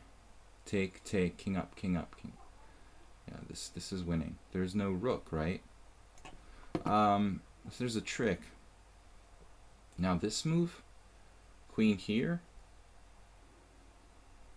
Against George Faceras, is there hope after queen f7? Probably not. Queen takes check, queen takes. Oh, there's still hope. Queen f7. Alright. Wow, take. Gets kind of complicated, but we'll do it. Rook e1 check, king g2. Hanging on there against king chaser. And we're grabbing this pawn. This is not, you know, Karyakin, so it's a normal player. I'm probably not facing any pre-calculated tactic from the 2600. Wow, what an amazing move. I'm so surprised by that. Rook f3, only move. And then I'm going to lose this. This is over. It's a really big shame because it wasn't lost at all. Flowers for Allah. This is a shame. Black definitely not going to mess that up. Alright. G4 is good. It's kind of unclear. And now what? Rook f1. Well, you can't win them all. Now what's going on? Rook b1. I just drop a piece. So I have to play rook d1. It's wonderful. Now knight e4. From the master of disaster. Very powerful knight e4 move. Man, this is getting confusing. I have like knight takes c5, knight takes d7, knight takes d7, king takes d7. That's probably not even good for me. Jode. This is surprisingly a new account. Knight takes c5. And, yeah, well, Hunt the King is going to have to give up soon. This one, we're actually better now. Knight c4. Looks like Franco has some ideas, though. Bishop e4 here. Oh, okay. Yeah. King chaser is chasing. What's the deal with this? Is there a mate? Queen takes f6 check. Did George calculate this, or is this a mistake? He's giving up a piece with check. He played like an absolute god until that. But is it possible he made a mistake? I guess it's within the realm of possibility. d6 shouldn't change the evaluation there against Hunt the King. In between move, and we're actually winning material against Jode. Wow. He also played really well, but he got like too fancy. I mean, he just had a really interesting game, but got carried away. Now here I have to not get carried away. Trap his rook, simply. Rook takes d7 now? Not the best. Knight takes d7 is money. Yes. Yes, only move. Yeah, so we trade here. I think I can handle that one. I was a little nervous for a while there, but... And now... I mean, g4 is even possible. We really should try to calculate this some sort of forced win here. Don't have a lot of time, though. I don't have a lot of time. Rook f1. Yeah, I saw knight g3 check. I'm a little surprised by Karyakin coming with this, though. But this looks equally juicy. He has his choice of deep sacrifices here.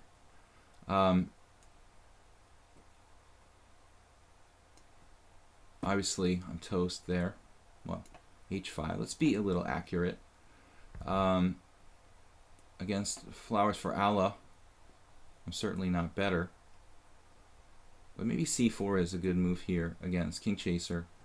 Get my pawns off the dark squares.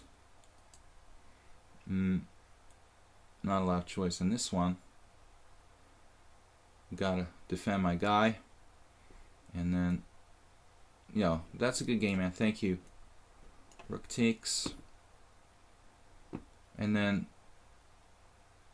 wow, what is going on here? Queen takes g6. And I have queen takes c6, and I'm up a piece. Whoa, I'm not up a piece. It's equal material. What is going on? Queen takes.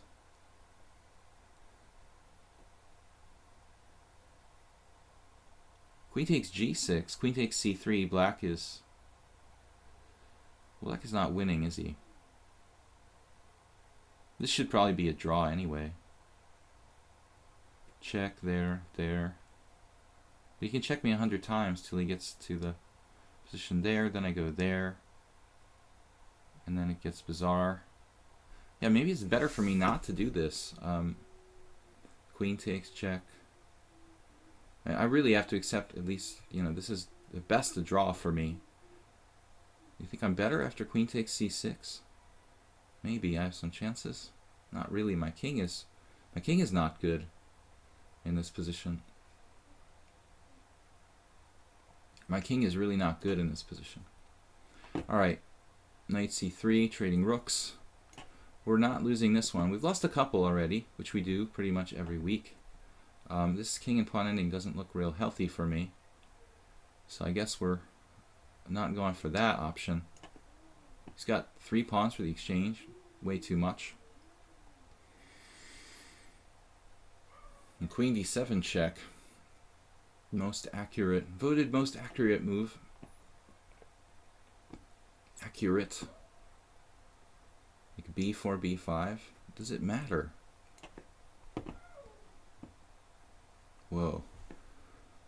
And Geese played bishop b4, and I can grab this pawn. This slightly important pawn.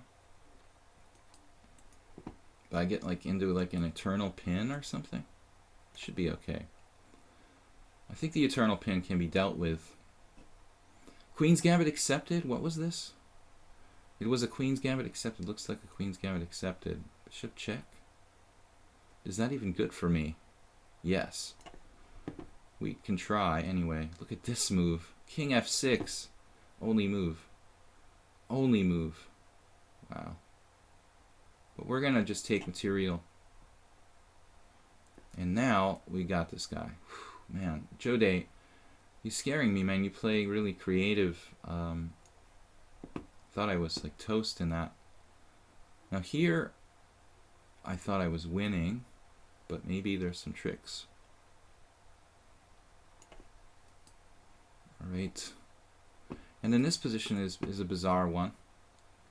Black has some threats. Maybe I play bishop h5. He just checks me indefinitely. I don't think there's anything else to do, though. I mean, honestly, that's the objective result. Actually, if I do that, he's going to check and take the pawn with check. So it's probably not my best move order. First check here. Important improvement. And a5 is interesting. Wow. I don't know if that's good or not. This looks like a draw, though. I'm going to offer a draw to Franco. It looks objectively like it's a fair result. Taking this pawn now is not that clear. I don't have a lot of time, though. G4. I mean, G4 is a little too risky. King E6, B4. Looks objectively equal. Karyakin repeating moves. It's not repeating moves, though, is it? It can't be repeating moves. Rook F3, I'm running out of time there. It would take a miracle for me to save that game. Now what? Queen check. Queen check. Queen check. We're up a pawn. Open king for the other guy. That's good. Right? Right. Rook C2. Alright, we're winning this, but it's not over. Just up a pawn or two. And now that king looks really sketchy. Man, on G5. B3.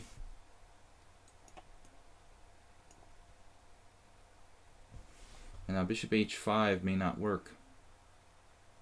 Looks like I have to be careful against George here. He's threatening some dangerous stuff. So I have to make G4 or something. Bishop G4. Maybe Bishop G4 is like a self-mate. Bishop H5.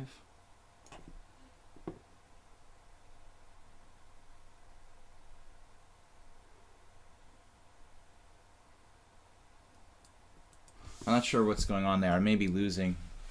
Siroche, what's up? There's that many left? 7 games left? 6 games left? Looks like 6. And H5.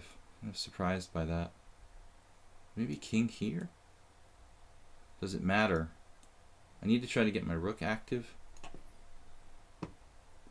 Geese now. I need to get unpinned. I always need something. Rook C3 is really a little awkward. And he's got mating threats too. Not my favorite moment. Let's try to avoid that if possible. Right. King D3. Not sure. It should be a draw, that one. But there, bishop, queen F5. Whoa. Queen F5. Bishop D3. Bishop C3. Yeah, this looks pretty nasty. Pretty much over.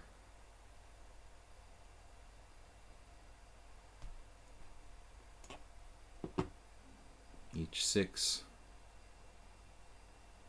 B5.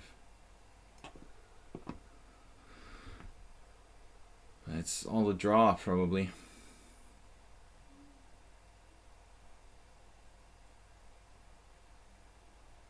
I'm like hallucinating I could play bishop F5 against Geese. Why don't I just take your A6 pawn? Is there some kind of trick? You can always use an extra pawn. Knight H4. Well, he's just repeating moves for time to torture me or something. Rook E3. Now which way do I take this guy? Outside pawn? Play B6? Looks sort of stupid. Doesn't really matter. I think it's all a draw there. It's all a draw in that one. Not really sure about this position. Queen A1 check. Not a lot of moves. Alright, we're going to go for it.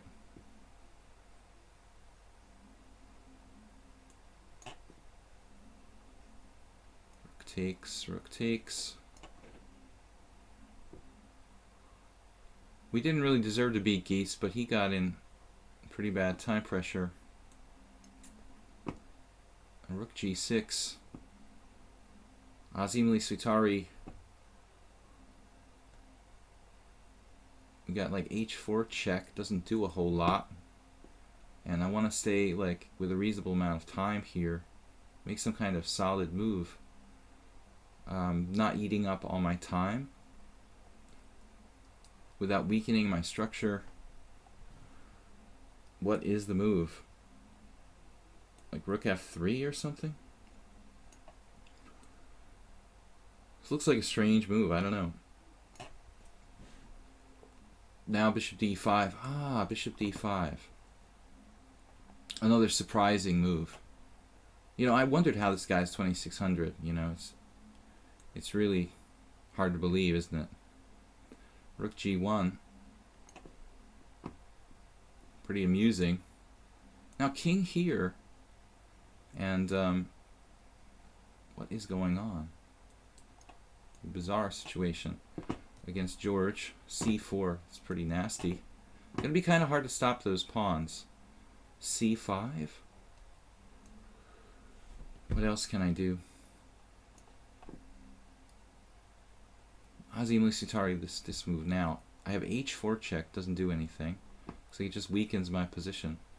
But speaking of weakening your position, I mean, I don't know, man. Your king is looking kind of sketchy. There. Whoa, did I miss something? Or is it just my imagination? Did I miss something? For me, in a game? It's been known to happen. Queen d3 would be a funny blunder. A funny for, like, haha.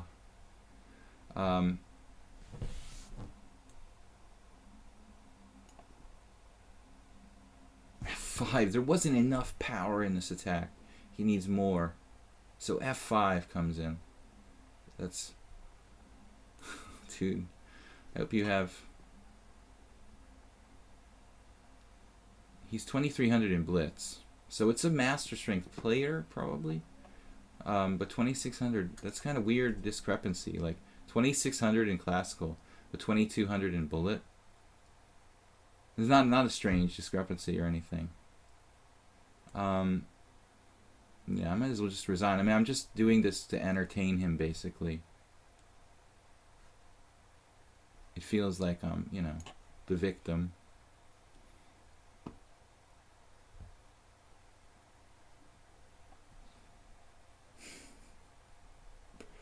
Six down to go.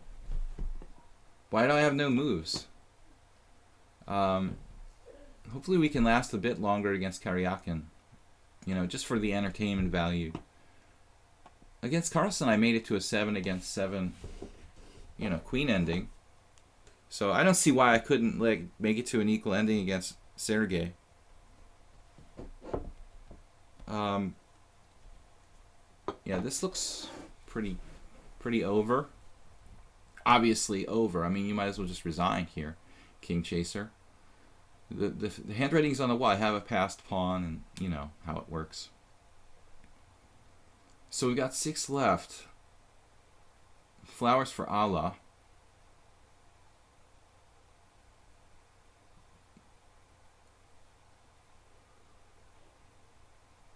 Flowers for Allah. Now this is a bit of a strange move, f4. I'm a little surprised by that. I don't think that's the most accurate move for King Chaser. He's making life a little difficult for himself.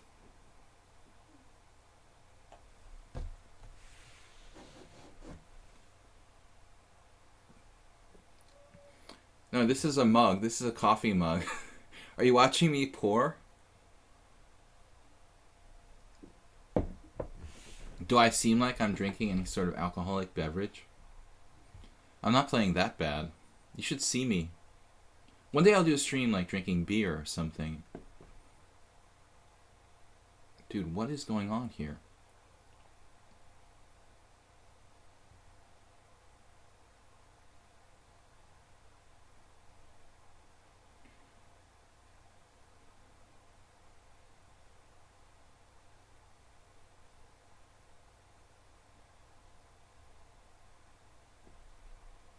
Well, I mean, we have one chance, right? We didn't play it last move, so... Could Flowers for Allah have made a mistake? Yes. It's been known to happen when people have, like, totally overwhelming positions. hopefully it happened to him. It's happened to me before. But I'm not certain yet. I don't really know what am I doing here? Trying to displace that queen on f5. f4. Sergey. Wow, if queen takes h4, winning back nothing. Or rook e4. That's a beautiful move. So rook e1. Trying to hang on. Rook f3. Running out of time here. Rook e1. Take. This wonderful ending. It looks really grim. Oh, I have no squares for that rook. What a coincidence. Yeah. Rook e4. Take g5 or something. Yeah, just to humor everyone, I'll play a few more moves.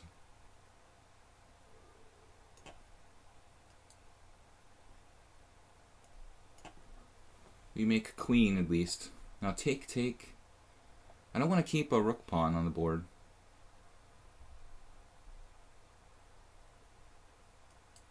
But bishop here looks kind of interesting.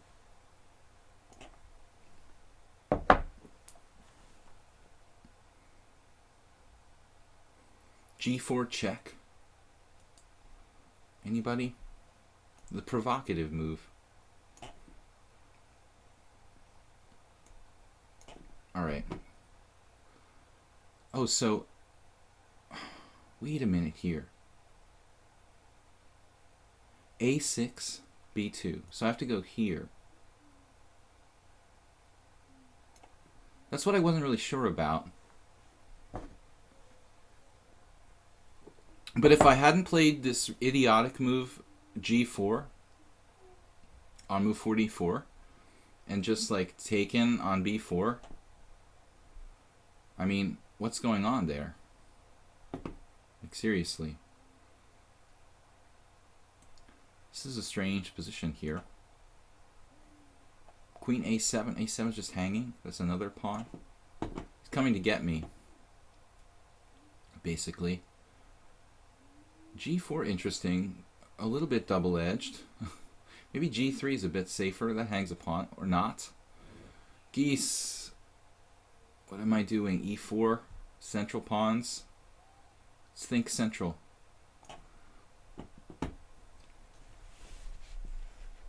You should introduce Thirsty Thursday. Alright, we'll think about it. I'm going to get in trouble if I do that.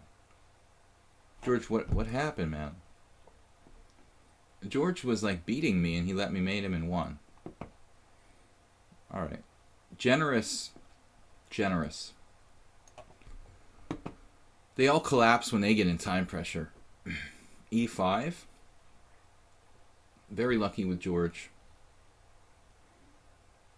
b6. This smells like a win.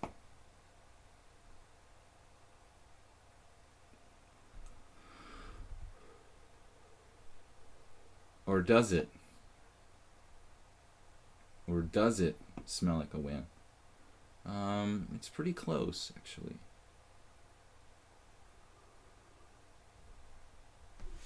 Does king f3 help?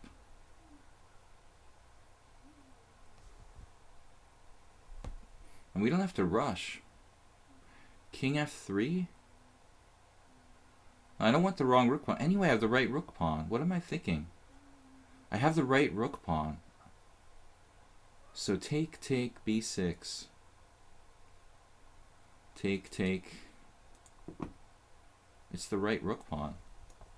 Should be a win. Sergey. This is no way to prepare for the World Championship.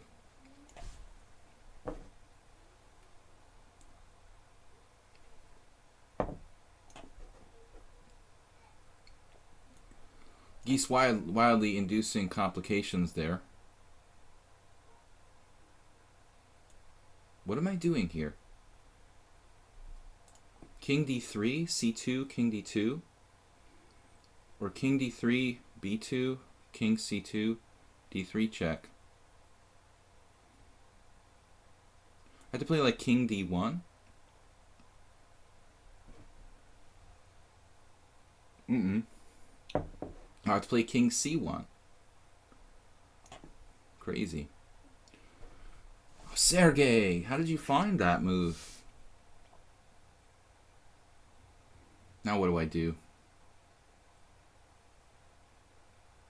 This guy is a joke, man. It's over.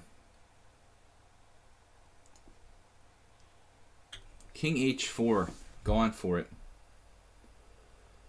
Wow.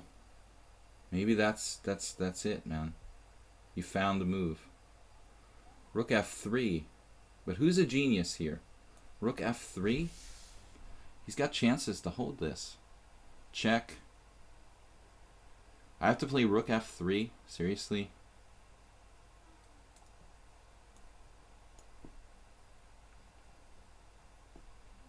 b6.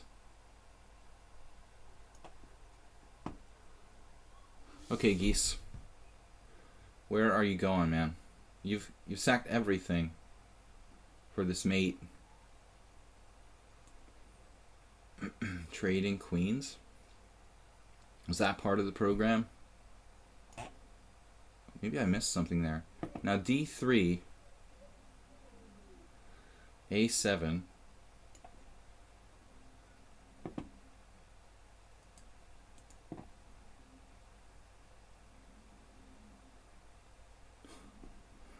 I just can't resign. I mean, it's just too interesting, this game. Gotta at least play for mate. It's King Chaser, we got lucky.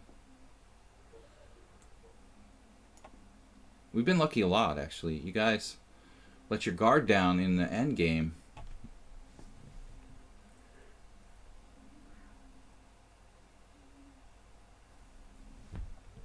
So King Chaser, thank you for the game. Yeah, we were definitely lucky there. Should have been a draw. He put his pawn on the wrong color.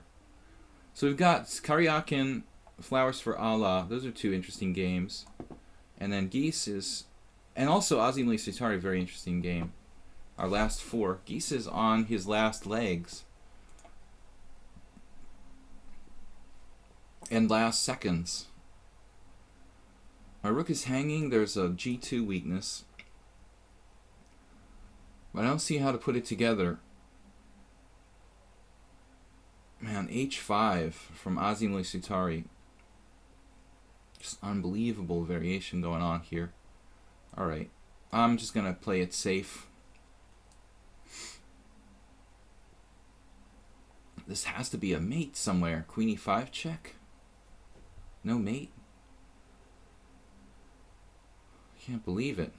Maybe I'll just trade queens. Oh, Alvio saw that. I mean, Sergey. Sergey saw that. We've got a few moves left. Let's see how he conducts himself in this technical position. What's the most resistant move I can play? Maybe queen g4 or something?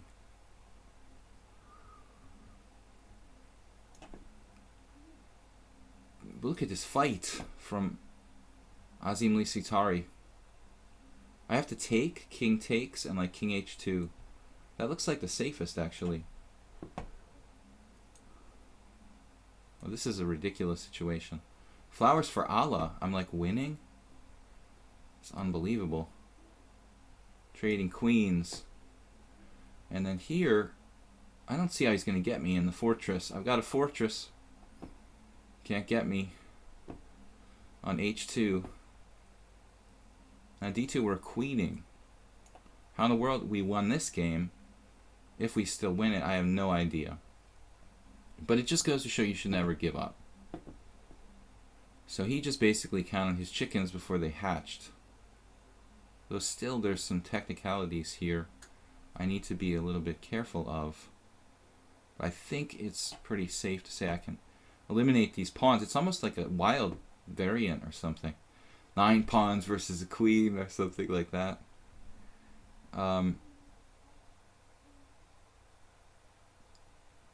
We just blockade and then pick it off with a queen on c3.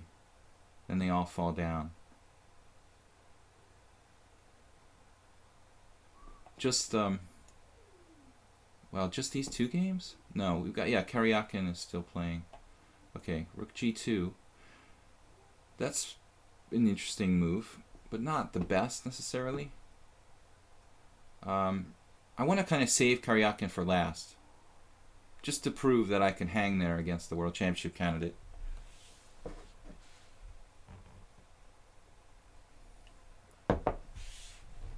Yeah, we're hard to kill.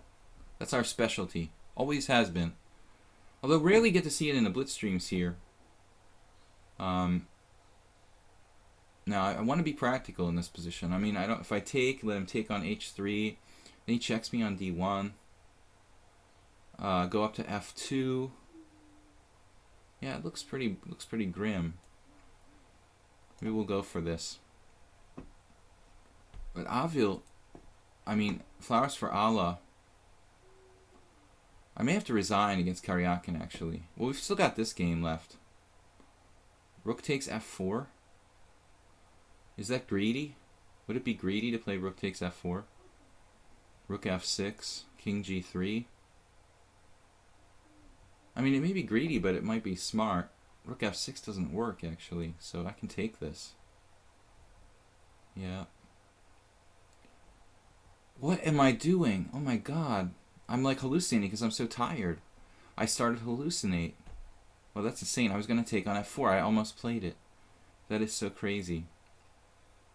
Wow. Bizarre. All I can say is bizarre. Totally crazy. It's proving kind of difficult to make progress here, but I would imagine eventually I can make progress. a4. Queen h3, king g1. We're missing a few pawns there against Sergey, but what can I do? Now what's the deal with this? King c2. It's going to be a problem for black. This looks like it's going to be a problem. I'm surprised, flowers for Allah, though. He had me. Played the opening better than Wojo. And then, nice exchange, sacrifice. And basically, I might have been hanging on, but then made a terrible blunder, and then he's totally winning. But he overlooked, we both overlooked this very obvious endgame move.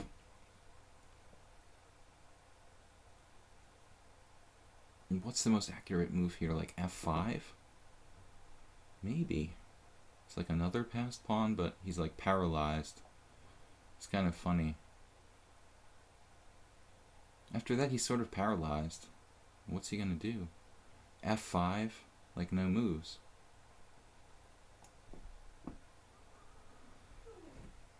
Queen d3. Yeah, I don't think that's the first, move I expected.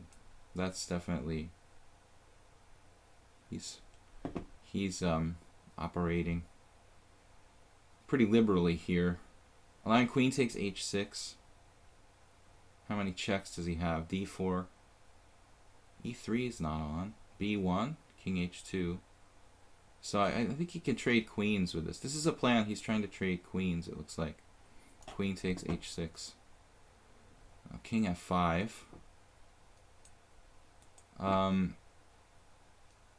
Yeah, we have noticed this fight from Azim Lisatari before. This fighting kind of style. b4.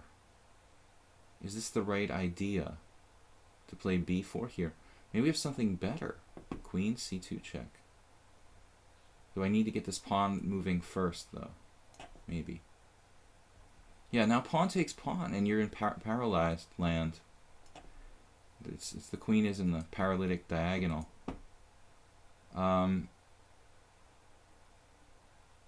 this is getting more and more difficult. Paralyzed land. How about like rook b3? Can I do that? Is it too dangerous? Rook c3. Well, I'm risking a lot of drawn endings in some situations here. I've really got to be careful about this. There's queen c5 check, but what does it do? You know, I have like to be careful. Queen c5 check, rook f2. Well, we can try it. I mean, I'm probably not in immediate danger. Queen d4 check. Oh, you have that. Wait, queen d1 though. If king h1, after king h1, there's still no forced win. Queen d1, king h2. You better be careful. Don't hang any more pawns, because king h1. Now there. And I've got to be careful myself. This is actually precarious position where he's threatening mates and stuff. Maybe rook f2 is okay, but it looks very dangerous to like let him play f3. You know, maybe that's not a healthy thing to do. All right, I'm gonna go back and repeat position. Now we've got queen takes pawn. I think doesn't work. I'm like crazy.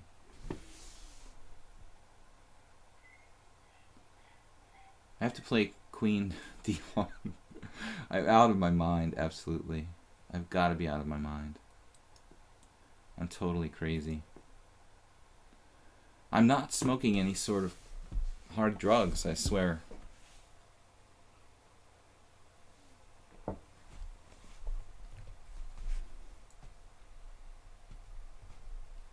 Guys, we're down to our last couple games here.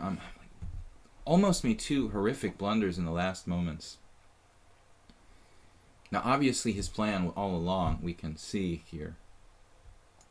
After king h2. I think Avil's down to his last 5 minutes, but he's figured it out.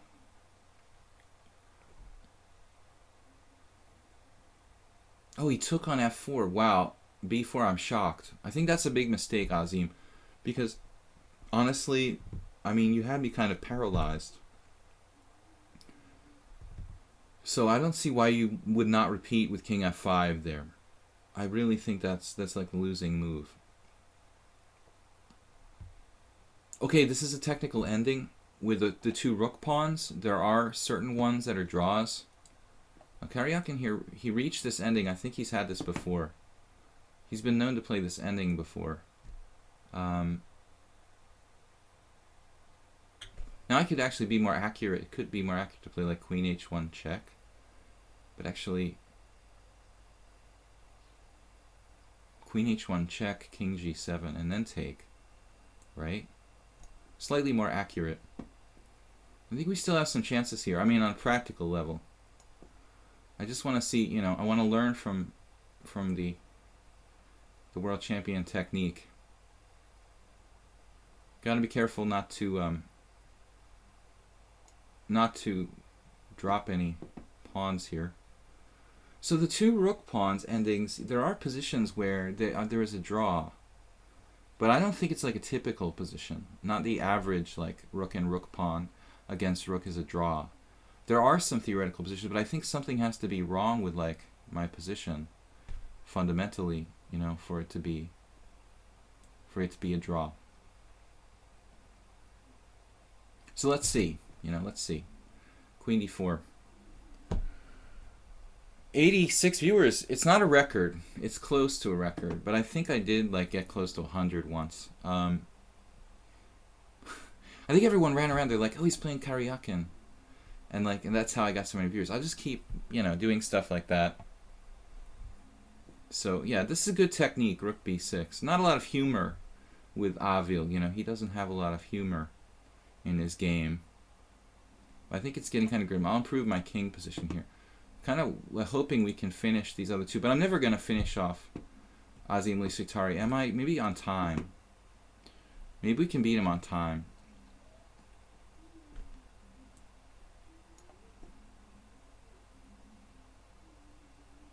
Now rook takes. Well, the king position is pretty good. The rook pawns are pretty good, pretty far advanced. Yeah. I don't think there's that much complication here. There are just a few positions with the double rook pawns. This would be a very special situation, basically.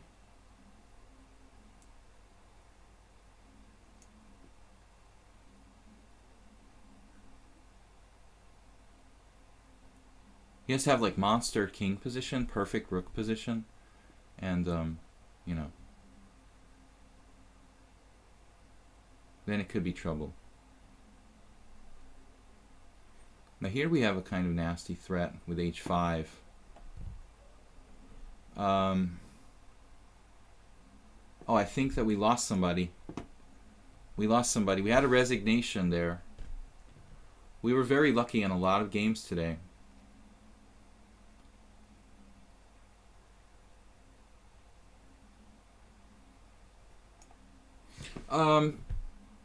What am I thinking here? You know, again, I almost make like an absurd move, like cutting my king off. I have perfect position for this. I'm kind of saving Karyakin for last. He's thinking down to 4 minutes. We lost a couple games. Jan Brown, who played as good as usual. We lost another game against somebody who annihilated me pretty convincingly. Oh no, there was that totally bizarre exchange King's Indian, right, where the guy went like knight h3, bishop takes h3, rook takes h3, rook g3, and c5, and he played like a very strange concept there. That I never had anything like that before. That was one of the weirdest games I've ever lost, honestly. Okay, I just blundered a pawn, but to see someone do that, you know, he was like master 2200 in blitz, but he did like rook g3. It looked sort of crazy. And then I just hung a pawn on g6, which was like my whole position in one move, basically. So this is over. We had a pretty good setup. Black's king wasn't good. Not optimal. Very, very few positions, other than two connected passed pawns where, you know... I'm sorry, there are very few positions other than bishop and rook pawn when you're up 2 pawns and a rook ending, you know, clean, that don't win. We made a bunch of weird moves where we almost blundered. King g8. I guess this is more accurate. But Azim Lisitari, now we get a whole... He resigned. So we're heads up with Karyakin now. Yes. Karyakin down to 2 minutes. I think he's got me though. But I was saving it for the... You know, I was saving it for the final, you know. 2600, Sergei Karyakin against me. I'm pretty sure it's Karyakin. I don't, you know, I'm not 100% sure. But it's very similar, the way he played the structure with the hanging pawns, and he likes the Queen's Indian type of dynamic, you know, hanging pawn thing with black. But then the idea to sacrifice the exchange was just unbelievable, you know. This is obviously a very, very deep conception that most players wouldn't have come up with, you know. So that's pretty amazing, and I think he deserves this one. He's having some trouble here converting it, but I think I'm running out of options. I think I'm gonna have to give this one up, guys. So 2 connectors, yeah, this is pretty gone. But I wanted to save it for last, you know, just for a little bit of theater. It looks like I'm gonna have to give this one up. So thank you, Sergey. That was an impressive exchange sacrifice. Perfect game. Very nice, and you deserve your 2600. Congratulations. And thanks everybody for joining me here, especially Jeroen. And I'm sorry I didn't, you know, drink any alcohol tonight, but you know, maybe next time we can try to a little bit something different, Thirsty Sunday or something like that. Now seriously, I'd like to thank everybody for joining me. This game is over. I'm lost, of course, and I just want to kind of save it. I wanted to savor it for last. I don't know why. It was such an epic game by Black, and definitely, you know, the best game, but also a very convincing win for Avil here. But I'm not sure why he lowered himself to playing in my simul, but you know, it was my pleasure and my privilege. So we'll see you guys all tomorrow morning, actually Monday morning, with Blitz and Classical Chess here on lichess. It was a lot of fun as usual. So 10 a.m. CEST. Don't forget to check out my YouTube videos on YouTube. The channel is Video Chess Training on YouTube. If anyone has any questions or comments or suggestions, or I don't know, an idea of a team I could play for in Europe, whatever you like, send me an email, videochesstrainer@gmail.com. All the info is in the Twitch stream and also on lichess. And again, thank you guys a lot for playing. We'll see you tomorrow morning. He says I have got 19 wins, 2 draws, 3 losses. 19 wins, 2 draws, 4 losses, I think. So, yeah, we will see you guys. Do I intentionally stream with 4PS? No, I've got some technical problems with the OBS now. So, we'll see you guys later and be back tomorrow morning. Bye-bye.